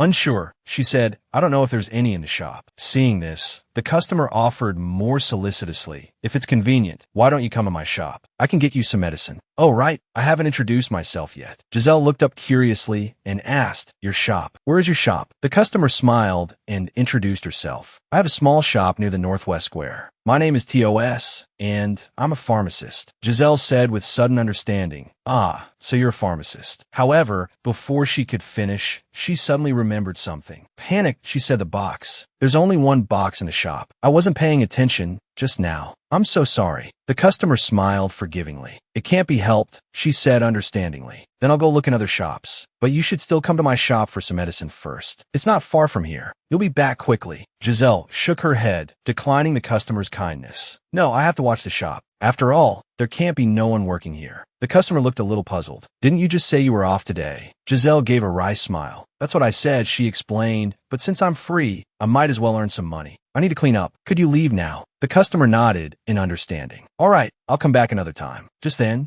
a butterfly fluttered over. It said to Giselle, "Giselle, you clearly locked the shop door. How could she still get in?" Giselle frowned, puzzled. "Right? That's what I thought. It's so strange that she could just waltz in through a locked door. And she was able to pinpoint exactly where I was bitten. That's also puzzling. How could she see where the spider bit me in such a short time? My hair was even covering the spot." Licking the blood on her finger, Giselle continued, "The blood has a hint of orange in it. Why would that customer Don't want to make a venomous spider bite me. Suddenly, Linear appeared, asking in surprise, she made a venomous spider bite you? Giselle nodded. That's what I think, she affirmed. But unfortunately, I didn't see her bring the spider in. The butterflies chimed in, saying they were resting in the corner of the shop and didn't see what happened. Linear pondered for a moment. Is it possible it fell from the roof? Giselle dismissed the idea. Since I moved in, I haven't seen a single bug. If there were a venomous spider, the butterflies would definitely know. Linear nodded in agreement. That's true. It is suspicious. She said she was a pharmacist, right? Maybe she's that quack Sally was talking about. Giselle asked, puzzled. Quack. Linear explained, yes. Sally said she sells painkillers as medicine. But the strange thing is, everyone's pain disappears, so no one notices. Giselle was shocked. Selling painkillers as medicine. If painkillers can be turned into a cure-all, could poison be disguised as medicine too? Am I overthinking this? She then pondered, William Iole being poisoned is something that will happen much later. It shouldn't be related to this, right? Changing the subject, Linear asked about Tan. By the way, Giselle, has Linear said anything else about Tan since that day? Giselle paused for a moment before realizing which day Linear meant. What? You mean the day I was kicked out by the boss? She didn't say anything. Linear nodded in understanding. Is that so? And it seems she's not that angry. Looking at Linear, Giselle suddenly asked, are you worried about Tan? Linear retorted, why would I be worried about him? It's just that he ran errands for me before. I'm afraid that if I accidentally get involved with him, it'll be more of a headache. Giselle smiled and asked, Linear, are you really not going to take Tan as your apprentice? Linear explained, that guy has no talent. Why should I bother with him? His capacity for magic is too shallow. He can only play children's tricks. Speaking of magic, Giselle asked curiously, does magic have attributes? Is it determined from birth? Is the capacity for magic the same? It's predetermined from the beginning, Linear affirmed. That's right. The capacity for magic is also predetermined. It's a shame about someone as enthusiastic as Tan. Giselle continued to ask, so, can the capacity for magic really not be increased? Linear pondered for a moment. It's not impossible, but even if they knew how, no one would do it. Giselle asked, puzzled, why? Everyone wants to become stronger, right? Linear explained in detail. That's because a magician's heart is their vessel for magic, the source of their power. To allow another's magic, especially opposing magic, near it is like putting your life in their hands. The slightest mistake could damage the vessel, leaving you crippled or even dead. Who will want to do that? After listening, Giselle said with sudden understanding, ah, so that's how it is. No wonder Linear said it was dangerous. After Linear left, Giselle muttered to herself with a hint of disappointment. I still can't reach Linear. It's a little unsettling. Is it because of that strange customer that I'm feeling uneasy? I'm a little worried too. If he were here, I might feel a little more at ease. I really want to see him. Suddenly, Linear's voice rang out beside Giselle, asking with concern, what's wrong? You seem a bit off. Giselle looked up in surprise, saw Linear, and quickly said, oh, it's nothing, Linear. I was just thinking about something. Linear asked with concern, what happened? Why are you so down?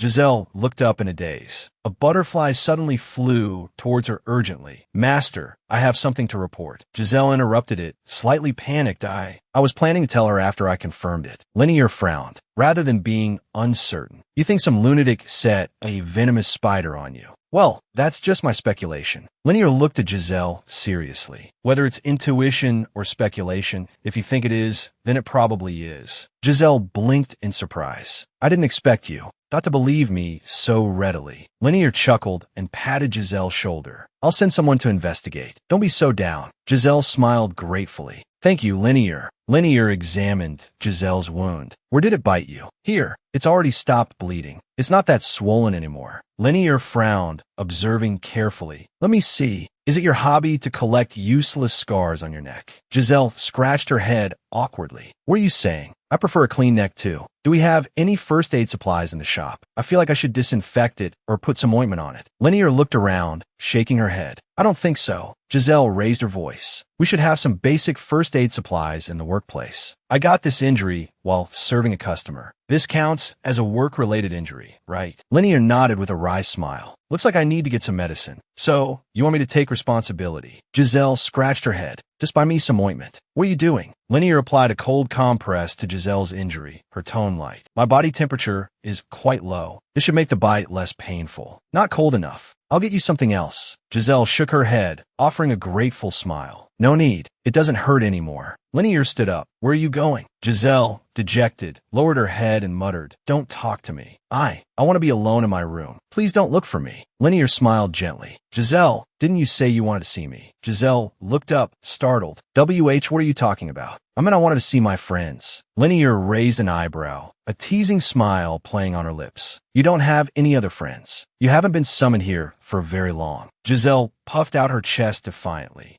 I do. Linear shook her head with a sigh. Fine, I'm leaving then. Giselle hesitated, then couldn't help but ask, Where are you going? Linear smiled, her gaze soft. Didn't you say you wanted to be alone? Giselle pursed her lips and muttered, I meant I wanted you to be alone in your room. Linear nodded firmly. All right, I understand. Go to sleep. I'll stay in the shop. You don't have to be afraid. Giselle's voice was defiant, but a hint of relief shone in her eyes. Who's afraid of some guy much bigger than me? That who not only unlocked the locked shop door, but also set a venomous spider on me, and then, blushing, invited me to his shop. Anyway, since Linear said she'll stay in the shop, I guess I can relax. I'm really going to sleep now. Giselle yawned and turned towards her room. Linear watched Giselle's retreating figure, muttering to herself, a guy much bigger than me. Blushing, inviting me to his shop. How irritating. Countdown. TOS is it? I heard he's quite skilled with potions. I'll go pay him a visit. The next day, Giselle emerged from her room, refreshed, helping out at the shop and treating me to breakfast. I'm so touched. But, Linear, aren't you working today? Linear organized some items. Not looking up. I have some business to attend to in Van Hell. Giselle leaned in curiously. Oh, really? By the way, Linear, what exactly is your job? You don't seem to work directly under a superior, seeing as you're always enjoying yourself. Linear chuckled and looked up at Giselle. My job is to run a general store. My general store is, how should I put it? It's a general store approved by my superior. I also handle various other miscellaneous tasks. And when someone needs to participate in certain events, I go and make up the numbers. Giselle nodded knowingly. Haha, it seems everyone's life is the same. There are always forced appearances for the vulnerable workforce, no matter where you go. But you shouldn't go to large-scale events like the Grand Assembly. You mean, business is running the general store. There's no need to participate in such dangerous activities. Linear frowned in confusion. Why would the Grand Assembly be dangerous? Giselle explained, her expression serious. That's where the dark mages gather. Of course it's dangerous. Linear paused, then her gaze hardened. Then I absolutely cannot miss it. I must attend. Giselle anxiously tugged at Linear's sleeve. I told you everything. It's dangerous. Dark mages gathering together means danger. Doesn't that mean Dylan will be there? Linear's resolve was firm. She gently pushed Giselle's hand away. Then I have to go even more, even if it's just to avenge your neck injury. I've always thought she's the type to jump into the fire. Linear turned and started giving Giselle instructions. You go back to the general store with Gilbert first. I'll return after I'm done. Giselle watched Linear's retreating figure with worry, muttering to herself, could she be going to see Dylan? But if Linear could smack Dylan on the back of the head with a rock and give her amnesia, I'd be happy. Gilbert approached to escort Giselle back to the general store. Giselle thanked Gilbert gratefully. Thank you for taking me back to the general store. Just then, Sally came running, panting Giselle. Something terrible has happened. Lady Linear is going to see that guy now. Hearing this, Giselle's expression changed dramatically. She hurriedly turned to look at Sally. Linear frowned, pestering my employee. I came here specifically to see what you look like. Who are you? TOS, a pharmacist, smirked. I never thought Giselle Roy would become an employee at your store. It's a bit surprising. Linear said disdainfully, no one in Gisselhovo remembers your unremarkable face. And yet you're acting so self-important, muttering to yourself. TOS suddenly flew into a rage, throwing everything on the ground. A crashing sound echoed through the room. What do you mean, self-important? If it weren't for me, you wouldn't even have met Giselle. So, Giselle's inheritance was successful, right? Linear's eyes flickered, seemingly contemplating whether to kill him on the spot. Then she muttered to herself, wait, this guy seems to know something. I can't just kill him. TOS said in confusion, but why doesn't Giselle remember me? I clearly told Giselle everything about the fall of Sheenshire. I really don't understand Giselle's attitude now. If she made a contract with a being from another dimension, she seems far too ordinary. But the forbidden spell doesn't seem to have failed either. Maybe we misunderstood the content of the forbidden spell from the beginning. Linear muttered, frowning. Why does this feel so familiar? Although she initially seemed to be talking to TOS, from a certain point, she became lost in her own thoughts. talking to herself, but I kill that person. At this moment, a voice came from outside the hall. Giselle's eyes lit up with excitement. The boss is really here. Sally excitedly agreed, right? It's definitely a big deal. The boss will definitely kick that quack out next. Then the customers will come back to me for treatment. Giselle calmed down, sighing in resignation. Ah, so that's what you meant by a big deal. This place has been quite popular lately. The boss might just be here to visit. Actually, our boss has a normal side too.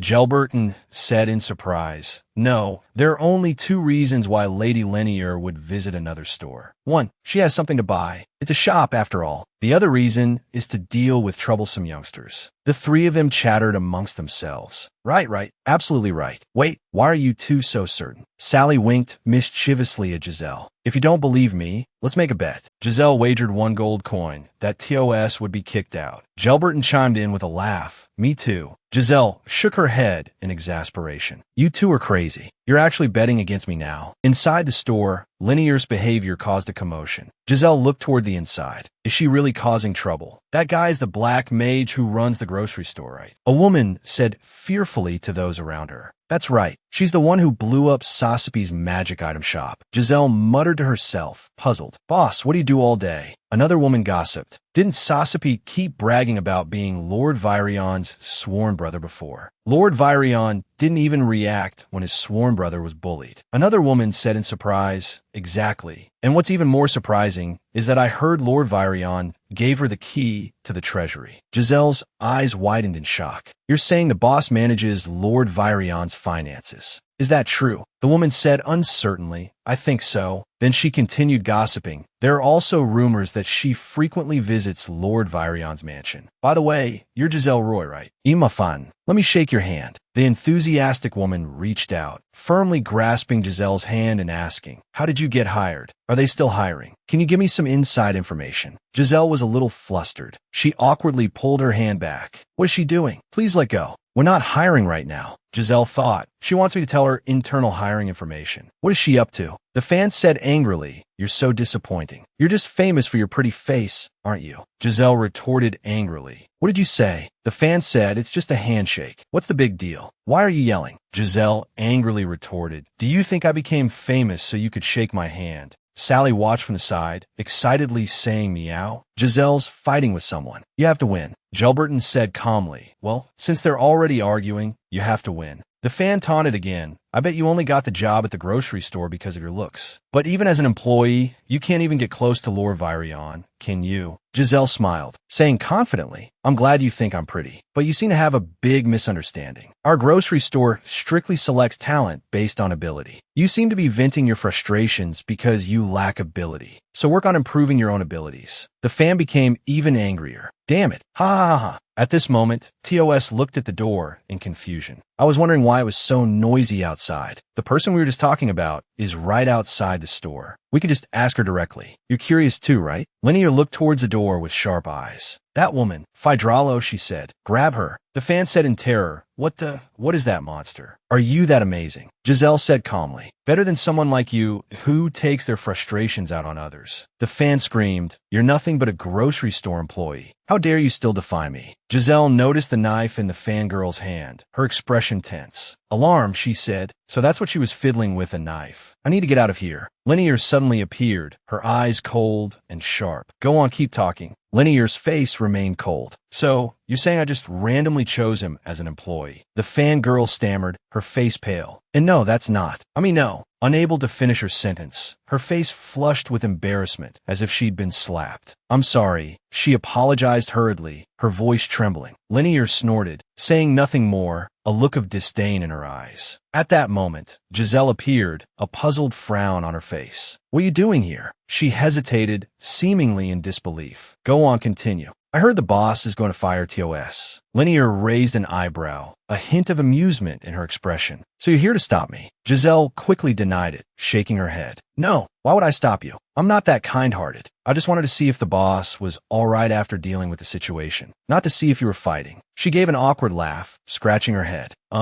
Did I say that a bit selfishly? TOS might be innocent. Lanier stood in front of Giselle, her gaze firm. Giselle seemed to suddenly remember something, asking urgently, oh, right. But boss, did you just finish dealing with something? Lanier explained calmly, yes. The grocery store owner was causing trouble in the apothecary, and even the grocery store employee was there, disrupting their business. So I came out to see what was going on. Giselle exclaimed in surprise. Causing trouble? Weren't those people the ones who started it? Linnea looked at her. While this eagerness to help as an employee is commendable, it's okay not to do things you're not asked to do. If you want revenge, just hit him. I'll hold him for you. Giselle hurriedly defended herself, her face anxious. It really wasn't like that. You too. Come here and explain. You saw the whole thing, right? The two beside them coughed awkwardly. We told you to control your temper. Giselle glared at them angrily. You two traitors. Weren't you just betting on whether the boss would fire someone? Linnea frowned, a hint of reproach in her voice. Oof. You actually taught someone who loves to squander their money to gamble. Sally's face turned red. They'll be well that. Giselle interrupted, annoyed. What do you mean, squander money? I just bought some snacks. People will misunderstand if they hear that. Linnea shook her head in exasperation. Sighing, she said, all right, let's go back. We'll discuss the rest back at the grocery store. Giselle nodded obediently. The scene changed. William's expression was serious. Did you leave everyone else at the grocery store? Linnea touched her head, replying casually, yeah. It took a lot of effort to shake them off. She walked towards William. What did you find out? William looked dejected, shaking his head. I'm sorry, there's been a complication. Linnea paused, her eyes sharpening. Complication, William explained, his brow furrowed. He has a gap in his memory, especially the last 3 months. It's difficult to recover his complete memory from that time. He's completely different from before. Linnea's eyes narrowed. It's not dark magic, is it? William shook his head, a puzzled look on his face. I thought it might be white magic. But white magic can't completely erase someone's memory like that. Linnea pondered for a moment, thoughtful. You can't be sure. Back at the store, I didn't sense any magical power. He also seemed completely unguarded. But if it's white magic, it's very likely to fool a dark mage's eyes. She thought to herself, is there really a white mage involved? Could it be Dylan or Gelburton or someone else? William suddenly remembered something. Oh, right. Although it's not particularly useful, he seems to have a very strong impression of Giselle Roy. He has a strong desire to stuff and mount her as a specimen, to display to everyone. Linnea's eyes turned cold, her voice firm. He wants to use Giselle Roy to provoke some kind of reaction. The guy can never be given the opportunity to get out. If that bastard appears in front of me, it won't just end with his death. Giselle thought absently to herself. After that incident, I heard Tu's shop closed down. He disappeared from Fonghell. Was it really not the boss who drove him away? Linnea looked at a book, sneering. She scoffed. He probably just suddenly didn't want to run the shop anymore. Is it my fault his shop closed? But last time, you smashed everything in his shop. That's because he wasn't good at customer service. In this place, breaking a few things is nothing. She said indifferently. Giselle asked, puzzled. But our grocery store doesn't have customers who smash things. Linnea nodded, a hint of pride in her voice. This is a grocery store with official permission. Who would dare cause trouble in a place like this? Her tone turned flat. All the other places are unlicensed. Giselle gasped, shocked. Oh my God, it truly is the city of criminals. You even managed to get official permission from the higher-ups in this place. Is Linnea really a confidant of the higher-ups? She suddenly thought of something, looking at Linnea with a flicker in her eyes. My dear boss, I'm curious about something. Yesterday, I overheard a rumor about you. I heard you hold the key to our superior's vault, and that you frequently visit their residence. Linnea smiled slightly, a hint of pride in her eyes, and that it's a regular occurrence. Giselle looked envious, her eyes gleaming with longing. No wonder you can play around so carefree. But do you live at our superior's house? Linnea shook her head and laughed. No, I have my own residence. She looked at Giselle, a playful glint in her eyes. You've been spacing out since last time. All right, speaking of residences, why don't you commute to and from work from my place, that MY residence? Giselle looked bewildered, as if she hadn't understood. Commute from where? I think something's wrong with my ears. I must have misheard. Linnea repeated, her tone clear. Why don't you commute to and from work from my place, that MY residence? How about it? Giselle's eyes widened, her face full of surprise. Her voice involuntarily rose a few pitches. Are you asking me to live with you? Linnea's lips curved into a calm, gentle smile. She spoke slowly and peacefully, her eyes holding an unwavering firmness. Yes, is there a problem? Giselle nervously twisted the corners of her clothes, her face anxious, her brow furrowed. Of course there is. An adult man and woman living under the same roof, that it's improper. It's not appropriate. Linear's expression turned serious in an instant. Her eyes revealed a look of gravity. Actually, I saw a poisonous spider in this palace. The same one that bit you.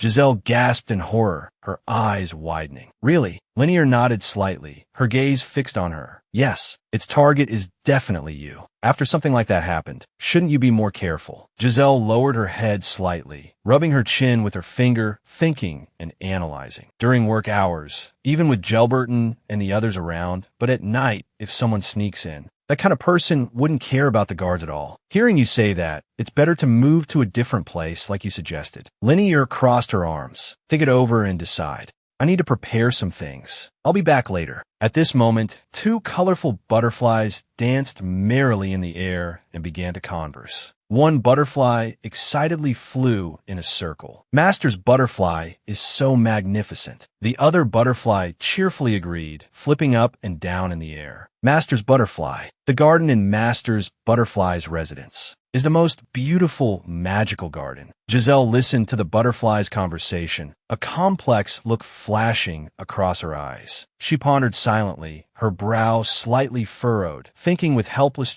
they're really pushing me to move in with the boss. Suddenly, a violent tremor came from afar, as if a colossal object was impacting the building. The butterfly's joyful flight came to an abrupt halt, their wings trembling in fear. Their voices also trembled. Hey, Chow. Giselle stood up nervously, clenching her fists and staring warily at the door. Her voice was sharp. What's wrong with you? The butterflies flew around in panic, shouting fearfully. The defensive magic has been broken. Giselle's eyes widened in terror. She involuntarily stepped back. What? The butterflies cried, their wings flapping even faster. Someone has broken into the shop. Hide, quickly. Then came the sound of hurried footsteps, accompanied by a woman's cold voice. Is anyone there? Is there no one here? It's poisonous. Run. The butterflies shrieked in terror. It's white magic. White magic. Giselle covered her mouth with her hands, her eyes wide as saucers. She didn't dare to breathe, silently praying she wouldn't make a sound. Linear would come quickly once she discovered the butterflies were under attack. Before that, just then, the mysterious woman suddenly crouched down and peered through the gap under the bed. Her eyes filled with terror and malice, staring at Giselle. She said ominously, "Hello there, Giselle Roy." Then, the mysterious woman grabbed Giselle with both hands, pulling her out from under the bed. Giselle struggled desperately, shouting in anger and terror, "I'm sorry, but we're not open yet. You thought this is trespassing." The mysterious woman laughed mockingly. What? Haha, just think of me as a friend coming to play. Didn't we just meet a few days ago? Giselle's eyes widened in terror. After careful examination, she recognized her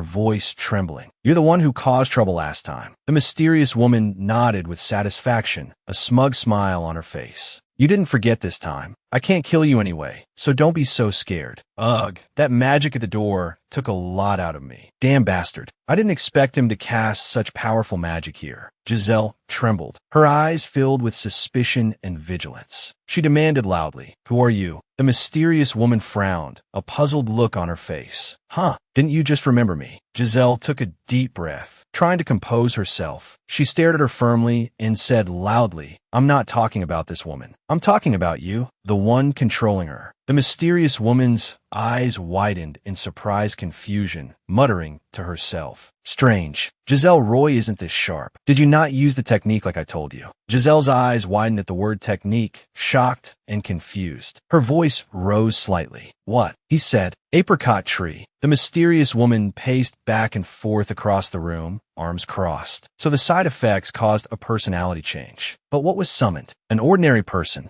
And I can't feel that alluring magic. What's going on? Didn't I tell you that you have to look delicious? You have to be bait for that guy. Successfully approaching Linear and luring him out is commendable. But that's not enough. Dissal's body trembled. Her face was full of shock and disbelief. Her voice quivered. What nonsense are you talking about? You're saying I'm bait. What did I just hear? Am I understanding this correctly? So you're saying someone behind Giselle Roy induced her to use the forbidden magic stone. Someone else. And the target of the forbidden magic is Linear. The mysterious woman stopped, her gaze impatient, fixed on Giselle. She wondered how Giselle was still alive, considering the poisonous powder everywhere. Dissal's face flushed red with anger. Her hands clenched into fists. She yelled, "I'd like to ask you the same question." The mysterious woman smirked, a smug look in her eyes. So, the power I gained through technology isn't completely useless after all. Just then, Linear arrived like a gust of wind. She appeared at the doorway, her expression tense and concerned. Seeing Linear, Giselle relaxed slightly, but then immediately felt weighted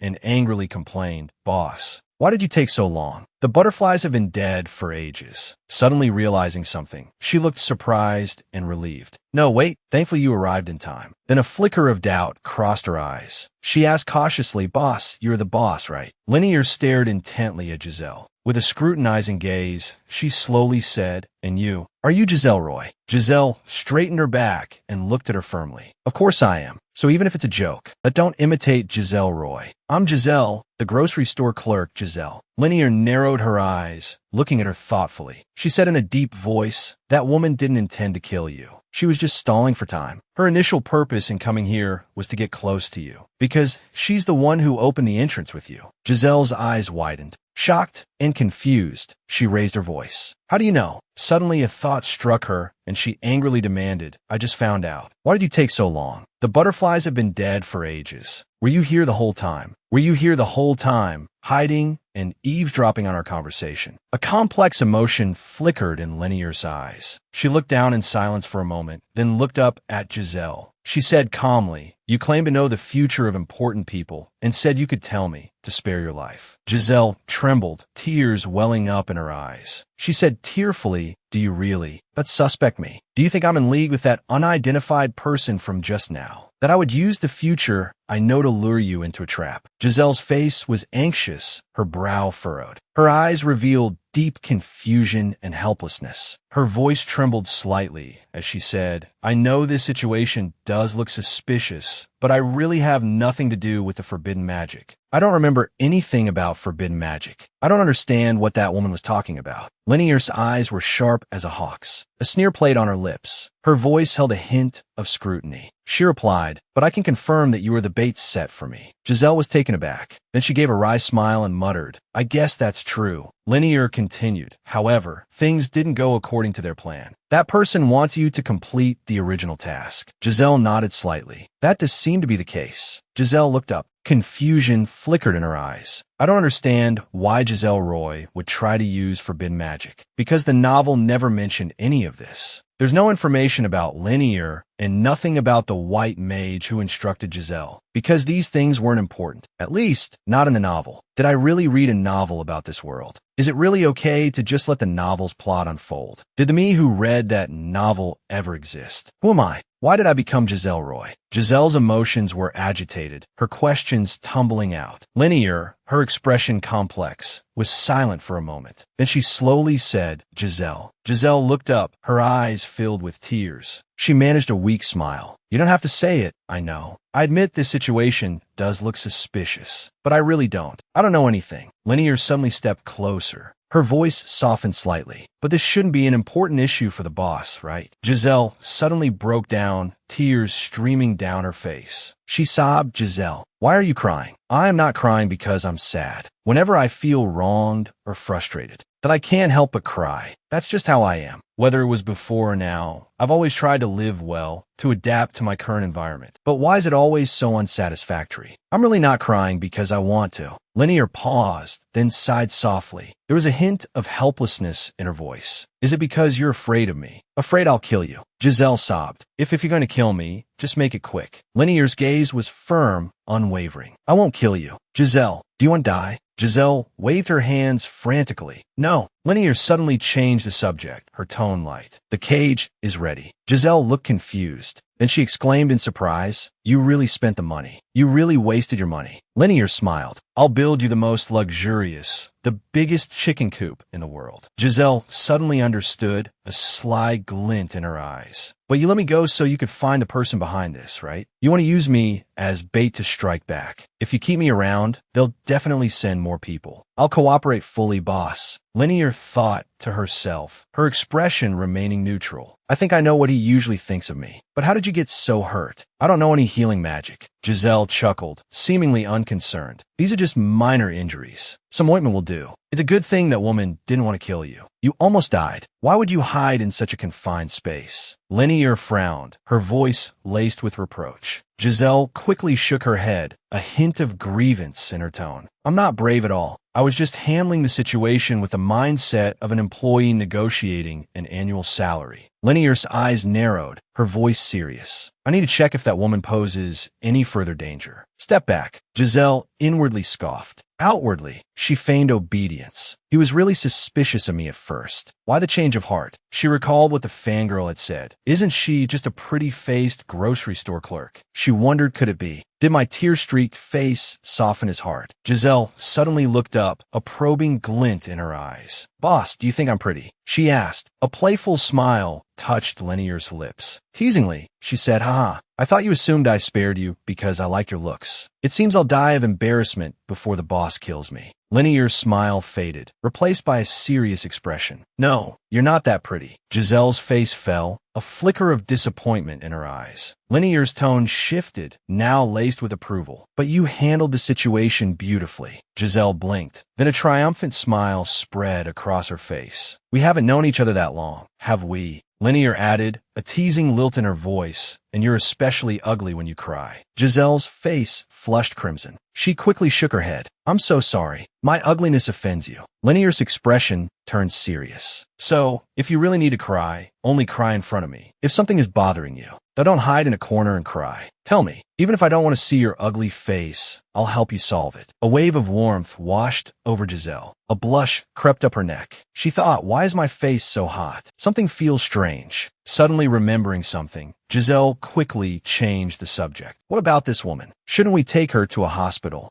Linear's voice was calm and indifferent. "She's dead. She was already dead, using her body to block the defensive magic at the grocery store entrance. She couldn't have survived that." Giselle's face paled, her voice trembling. "So, I was talking to a corpse this whole time." Linear nodded, a hint of amusement in her eyes. "Yes. So, have you thought about commuting to and from my place?" Giselle nodded eagerly, her eyes shining with determination. "I'll move in right away." At Lavian's makeshift clinic, Lavian was busy organizing herbs when she heard a voice. Looking up, a delighted smile spread across her face. "You just need to rest for a few more days, and you'll be fine," she said to the person in front of her. The person expressed their gratitude. "Thank you, Miss Lavian." Just then, Sally's voice rang out. "Still worrying about Dylan, are you?" Sally suddenly appeared at the doorway, a warm smile on her face. She hurried forward. "Ah, Gilles Burton, the great mage of the past, Lavian's white magic mentor. It's been so long." Lavian quickly approached Gelberton. "What brings you here? Did something happen?" Gelberton touched her wound, her voice light. "Don't worry. The hiding place you arranged for me is still safe. I came because I was curious if you'd seen Linear since that day." Lavian paused, then shook her head. "No, I have no idea what she's been up to." A mysterious glint flickered in Gelberton's eyes, a hint of triumph in her voice. "I think I found her." Lavian's eyes lit up, a delighted smile spreading across her face. "Really?" Gelberton nodded, her voice filled with satisfaction. "Yes. The seeds I sowed have finally sprouted." Lavian's face was a mixture of shock and horror. Her eyes widened, and her lips trembled. "What seeds?" Gelberton's expression was solemn, her gaze deep. She nodded slowly. "Seeds. The dark mage's greed is like a dark cloud about to engulf everything. And among them, I quietly planted the seeds that could dispel that cloud." Lavian's eyes filled with heartache and helplessness. She lowered her head slightly, her voice soft and trembling. "Master, you're still toiling for the sake of this world. If only I could have healed your shattered magic vessel that day and helped you regain your magic. Gelberton smiled gently, a mixture of weariness and comfort in her expression. She patted Lavian's shoulder lightly. Don't say that, Lavian. Usually, when a magic vessel is destroyed, the person dies too. I'm alive thanks to you. Lavian's eyes reddened, her voice choked with emotion, as if tears were about to fall. Master Bellefin sighed softly, a hint of regret and sorrow in his eyes. It's such a pity. I've lost my other homeland forever. Linear, that has indeed joined the Dark Mages. Perhaps she's even become a confidant of the revered Iol. Vivian's eyes widened in disbelief, as if she had heard the most incredible thing in the world. A confidant of the revered Iol. Linear. Wouldn't she need exceptional abilities for that? Bellefin frowned, lost in thought, as if turning over various possibilities in his mind. She must have found a way. Dark magic is so wicked. Perhaps she used some forbidden method. It's certainly strange. Once a magic vessel is shattered, one can only survive by constantly attacking magical power. If she needs to absorb the power of mages to survive, like she did to us that day, then Dylan couldn't possibly have failed to find her, now that she's become a serial killer. How did she manage it? Could there be another way we don't know about? Vivian looked at her contemplative master, worry etched on her face. She bit her lip as if trying to control her emotions. Master Bellefin snapped back to attention and gave a slightly embarrassed smile, tinged with awkwardness and cheer.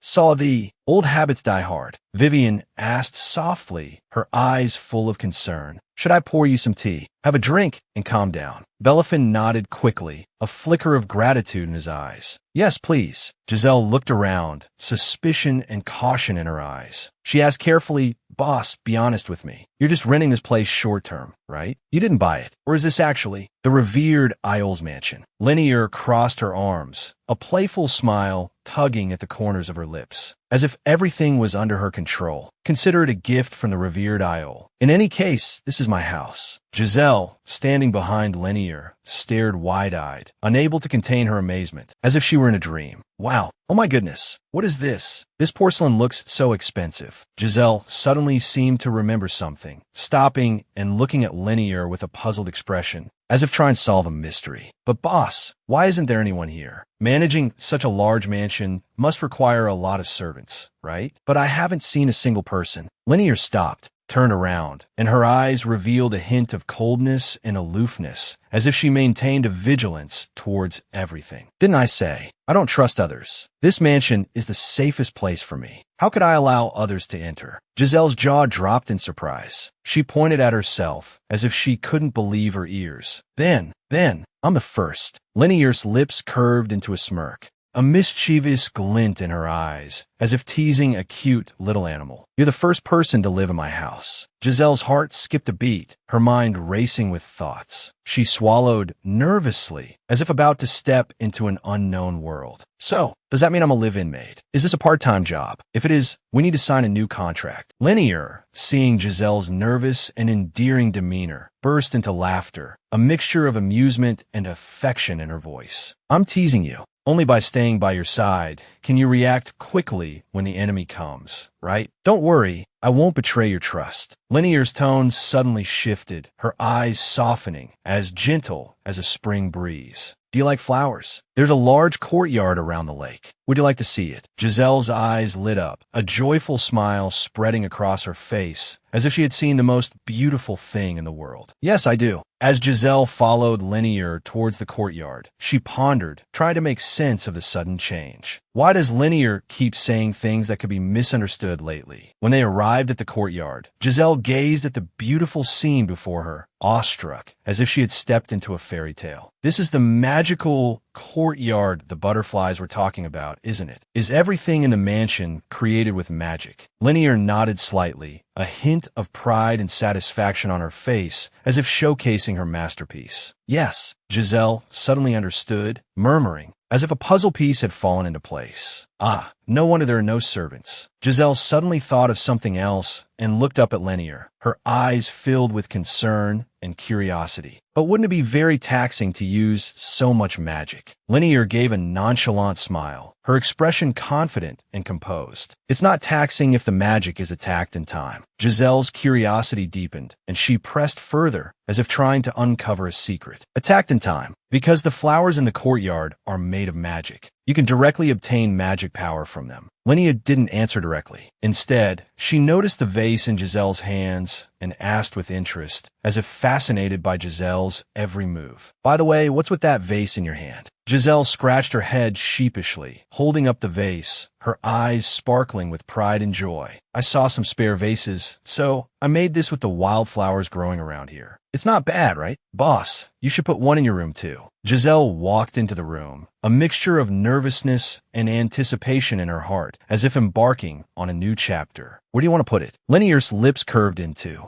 a mysterious smile, as if planning a surprise. "My bedroom. Come with me." Giselle's face flushed crimson at the mention of Linear's bedroom. Her heart pounded in her chest, as if she were about to step into forbidden territory. "Why do we have to go to your bedroom?" Linear, amused by Giselle's flustered reaction, teased her deliberately. As if enjoying this innocent reaction, Linear said, "Why the bedroom? Though it's usually for sleeping, a bed still has many uses. Why is your face so red?" Giselle became even more flustered. Her hands unconsciously tugged at the hem of her clothes, as if trying to hide her panic and shyness. What's wrong with my face?" Linear, looking at Giselle's adorable appearance, couldn't help but laugh, but the laughter carried a hint of indulgence and appreciation. "Don't be so nervous. Come with me. I have something to give you." The two arrived at the bedroom. Looking at the spacious and luxurious room, Giselle felt a bit nervous and uneasy. She stammered, as if afraid of violating some taboo. "Is this your bedroom?" Linear nodded, then, as if suddenly remembering something, said, her tone carrying a hint of seriousness, "Oh right, I almost forgot to tell you. Every day during work hours, Gelberton will be waiting for you at the front door. You'll go with him. He'll pick you up after work. He'll use magic to take care of the housework while you're living here." Hearing that Linear would actually pick her up every day after work, Giselle felt a flurry of panic. Strange thoughts involuntarily surfaced in her mind. As if caught in a sweet whirlpool, she thought, "Actually picking me up every day after work. This is just like a husband who dotes on his wife. What's wrong with me since earlier?" Giselle cautiously looked around and asked in a low voice, "This seems to be your bedroom, right?" Linear's expression was calm as she nodded slightly. "That's right." Giselle furrowed her brows slightly, her gaze quickly sweeping across the room, her expression filled with suppressed emotion. "Why is the guest room so empty? There's no table or chairs, no framed pictures or decorations. It's so cold and desolate, giving off a bleak feeling. The rest of the house is so gorgeous and beautiful. Why is this room the only one with just a lonely bed?" Linear lowered her head slightly, a fleeting, complex expression flashing across her face. She replied flatly, "I smashed all that extra stuff." Giselle's eyes widened in shock, her mouth slightly agape. Isn't your temper a bit too fiery?" Linear's eyes held a trace of reminiscence as she sighed softly, as if lost in distant memories. "That's all in the past. Even if something similar happens again, you won't see it." Saying this, she slowly held out a scarf. "Here, take it. I've finished Emily's scarf." Giselle's eyes instantly lit up with delight. She carefully took the scarf with both hands, clutching it tightly. "Wow." Linear's tone carried an undeniable seriousness. "You must wear this scarf when you go out, but you don't need to wear it home." Giselle's face was full of confusion, tilting her head with fougere in her eyes. "Why do I need to wear it home?" The corners of Linear's mouth curved upwards into a faint smile, her eyes holding a hint of mystery. "Because no one can find this place. The magic here crisscrosses, forming a natural barrier." Giselle frowned, her face puzzled, her eyes full of confusion. "Magic crisscrossing? I don't really understand that. But at least I understand that besides those who are invited, this is a secluded place that no one can find." A sense of unease crept in her heart. Why is Linear hiding in a place like this? Seeing the dazzling array of ingredients in the kitchen, Giselle's eyes lit up. She was so excited she almost jumped. "Wow, the ingredients here are so abundant. Do you usually cook yourself?" Linear shook her head slightly, replying casually, "No, I just bought these ingredients yesterday." The kitchen was always empty before. Giselle's eyes widened even further, her face full of disbelief. Her voice unconsciously raised a few notches. "Then how did you eat before?" Linear shrugged, looking unconcerned. "Just ate whatever, as long as it filled my stomach." Giselle put her hands on her hips, her slightly chubby face serious. her brows furrowed tightly, as if worried about Lenier's health. Eating whatever won't do. Eating is a very important, very sacred thing. As the saying goes, food is the heaven of the people. One meal missed, and you'll be starving. Lenier's lips curved into a slightly teasing smile. She shrugged, seemingly unconcerned about Giselle's worry. Actually, for us mages, our physical condition relies more on magic. Eating isn't that important. Giselle stamped her foot forcefully, her face full of disagreement. She clenched her fists, as if fighting for the belief in her heart. I reject your argument. Although I'm not very good at cooking, in order to have a hot meal with you, I'll try to prepare something. Looking at Giselle's serious expression, Lenier paused slightly, then smiled helplessly. She muttered under her breath, doing all these things I didn't ask her to do. She's really dedicated. She doesn't even rest properly when I give her time off. In the room, Giselle happened to see a humanoid object and curiously approached, her eyes full of curiosity and confusion, as if exploring an unknown world.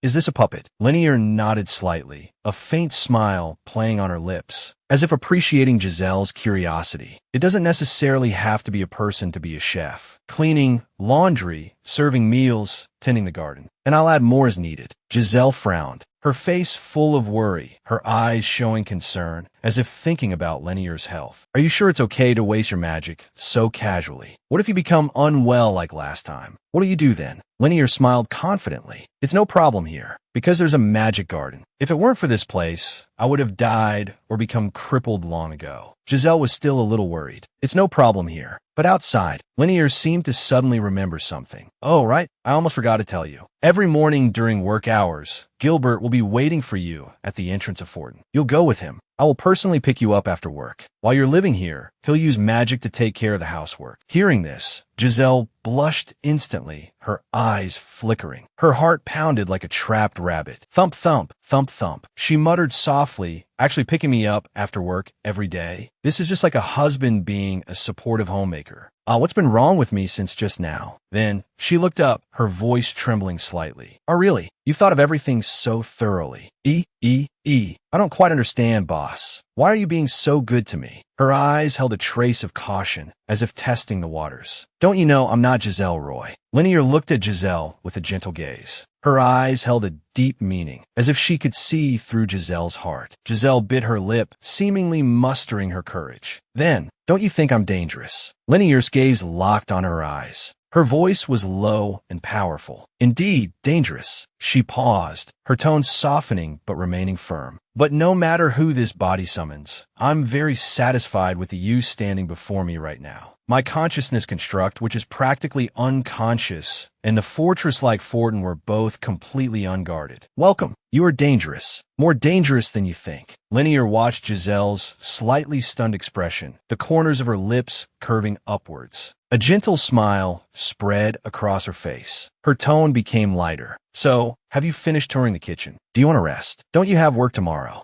Giselle came back to her senses. She nodded, her voice soft. Okay, but in her heart, she was still thinking about Lenier's words. Wondering doubtfully, Lenier said, I'm a threat. Did she really just mean it literally? Or was there another meaning? Giselle sat in the grocery store, a worried expression on her face, fear in her eyes. She muttered softly to herself, I'm a little scared. The grocery store is open. They're staying in the store with me, which makes me feel a lot safer. It's probably the boss's orders. They must find it quite troublesome. The imps whispered beside Giselle, don't eat Sally's medicine. It'll give you diarrhea. Giselle smiled wryly and waved her hand. I know, you don't need to warn me. Sally looked curious. Her eyes sparkled with excitement. Wow, you can talk to these two imps. Giselle lifted her chin proudly. The boss told me the imps' names. Sally's face was full of disbelief, her eyes wide. How is it possible to talk to them just by knowing their names? You're not a magician. That's so special. It seems your constitution adapts well to magic. Is that why she keeps you by her side? But a constitution that can even adapt to dark magic isn't common. Can you give me a drop of your blood? Giselle shook her head repeatedly in fear. No. Sally clicked her tongue, a look of regret on her face. That's a shame. Looking at Sally, Giselle felt a little puzzled. She muttered softly, So it really wasn't my imagination. Sally, Gilbert, and Wendeley. Everyone seems to find Linear difficult to get along with, or they're afraid of her. But Linear is just a side character in the novel. There's no reason for them to be so afraid of her. Then her eyes lit up. She looked at Sally. Hey, Sally, let me ask you something. Is it possible that among you, our boss is the most powerful? Sally nodded vigorously, her eyes full of adoration. She's the boss. Giselle's eyes widened. She thought Linear was just the owner of a back-alley circus, but she was actually the real leader. Everyone thinks William Ayal is the boss, but in reality, our boss is the true leader, right? Giselle scratched her head hesitantly. Haha, our boss. Sally's eyes lit up. Her face was full of reverence. So she's the leader. Her eyes shone with adoration. She's the most powerful. Most importantly, she's my savior. If she hadn't given me the antidote, I would have been dead a long time ago. That's why I'm determined to follow her to the death. Giselle suddenly thought of something and frowned. The person who saved Sally and gained her loyalty was William, wasn't it? Sally, I have the closest relationship with Lady Linear. Closer than Gilbert and Wendeley, she declared emphatically, her voice firm. Giselle was puzzled. She stared in surprise, whispering, but, Sally, our boss is William Ayal's confidant. Aren't you jealous? Sally looked blank. Then she burst out laughing. Pride filled her voice, her eyes shining with adoration for Linear. Lady Linear is an unparalleled genius. She's a natural-born magician. Giselle's lips curved into a slight smile. She teased, haha, so that's how it is. So she's even more powerful than Wendeley and Phaedro. Sally gave a thumbs up. Her face beamed with pride. They can't even hold a candle to her. A flicker of curiosity crossed Giselle's eyes. She continued to ask, then is she more powerful than William Ayal? Sally suddenly thought of something, her expression turning awkward. She stammered, Giselle, I suddenly remembered I have something urgent to do. She put on an anxious expression. What is it? I have to go. And with that, she ran off. The two imps muttered, that guy has no power and no brains either. Giselle chuckled. I'm not in the mood for jokes. By the way, can you tell me about the boss? I really don't seem to know her very well. The imps tilted their heads in confusion. What do you mean? Giselle's face was sincere. Her eyes showed curiosity about Linear, what she does, or perhaps her life experiences. Butterflies are too broad a topic. I don't know where to begin asking. Why don't you ask her yourself? Their eyes held a hint of slyness. Although we don't understand human relationships very well, you are the masters, the first person allowed to live in the mansion. You and the master seem very close. Giselle froze slightly, then blushed a little embarrassed. Is that so? All right, you're right. I'll ask her myself. Thank you. She felt, inexplicably, that Linear would tell her the truth. Her eyes sparkled with anticipation. Just then, a figure appeared in the magic mirror. Linear called gently, I'm here to pick you up. Is everything all right? Giselle spun around abruptly and saw Linear. A wave of panic washed over her. She stammered, Master, how should I put this? Linear suddenly noticed Giselle's eyes. A thought struck her. Wait, didn't you always have double eyelids? Giselle looked in the mirror, puzzled. Huh, what do you mean no double eyelids? Suddenly, understanding dawned on her. Haha, Master, maybe I didn't. Changing the subject, is everything tidied up at the shop? Linear replied, it's all done. Giselle said, I want to look in the mirror first. She thought to herself, why is Linear suddenly so concerned about my appearance? Linear smiled gently, her eyes filled with indulgence. Then let's go home. Don't you want to try dinner made by the dolls? Giselle hesitated for a moment, then was drawn in by the lure of good food.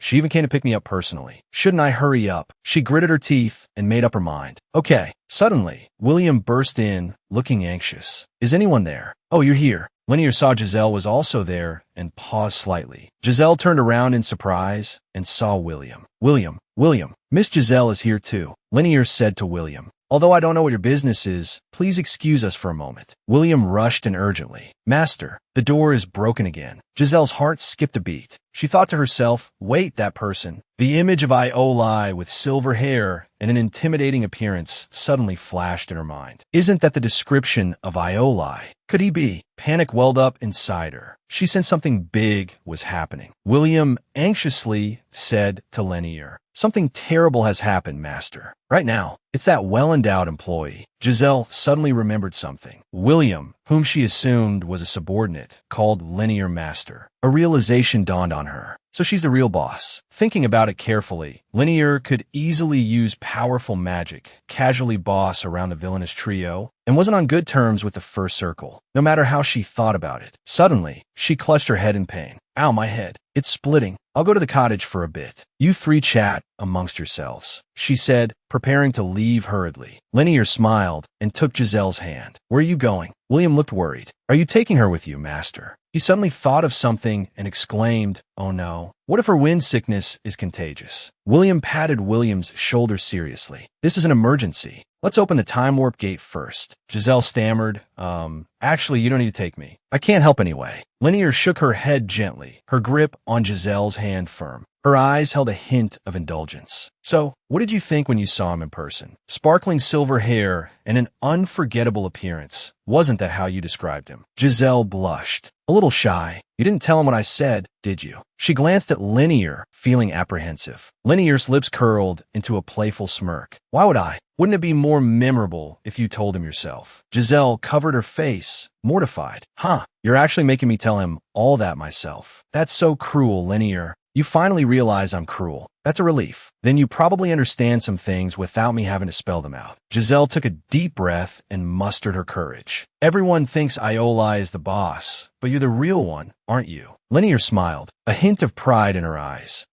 That's right. Linear's expression was calm, a playful smile on her lips. That's right. Giselle was shocked. Her eyes widened slightly. Panic fluttered in her chest. She thought to herself, but I was right next to the villain and didn't even recognize her. I was so smug about not being involved with the villain. Giselle was anxious and at a loss. But the novel said the villain was William and Iolide, the silver-haired handsome man. Linear said, that's why I can't leave you, the one who knows the truth, here alone. Giselle paused. That makes sense. She hesitated, then continued. There's a confidentiality clause in that employment contract, isn't there? I won't reveal anything, no matter where I go. Linnea looked at her with a sigh. Oh, and I thought you were going to say something important. Giselle thought to herself, I've already pledged my loyalty. Is she mocking me now? Linear's smile vanished, her expression turning serious. She casually tossed a cloak at Giselle. I understand. Put this on for now. Giselle caught the cloak and looked at it quizzically. What's this? She tilted her head, confused. Linear frowned, looking impatient. Being too conspicuous isn't a good thing. Stay close to me. Giselle's eyes widened in alarm. Wait, where are we going now? His voice trembled slightly, his eyes filled with fear. Linear shrugged indifferently. I don't know. I didn't open this door. Giselle doesn't know anything. How can you just go in anywhere? Linear's eyes flashed with unquestionable authority. Hold on tight to me, Giselle. Unless you want to be trapped in the rift between space and time. I guess I could walk by myself then. Giselle inwardly groaned, wanting to cry, but unable to. Great, now I'm involved with all the important characters in Poison Apple. My life is. Linear yanked Giselle forward, her voice firm. Hold on. Giselle stumbled, hurrying to keep up, muttering under her breath. This is hopeless. Arriving at a seemingly mysterious and unfamiliar place. Giselle looked at the strange surroundings, her heart filled with confusion. She looked around. Where's this place? People shouted, their voices overlapping. Everyone move. Quickly. Giselle asked, Hey boss, where are we?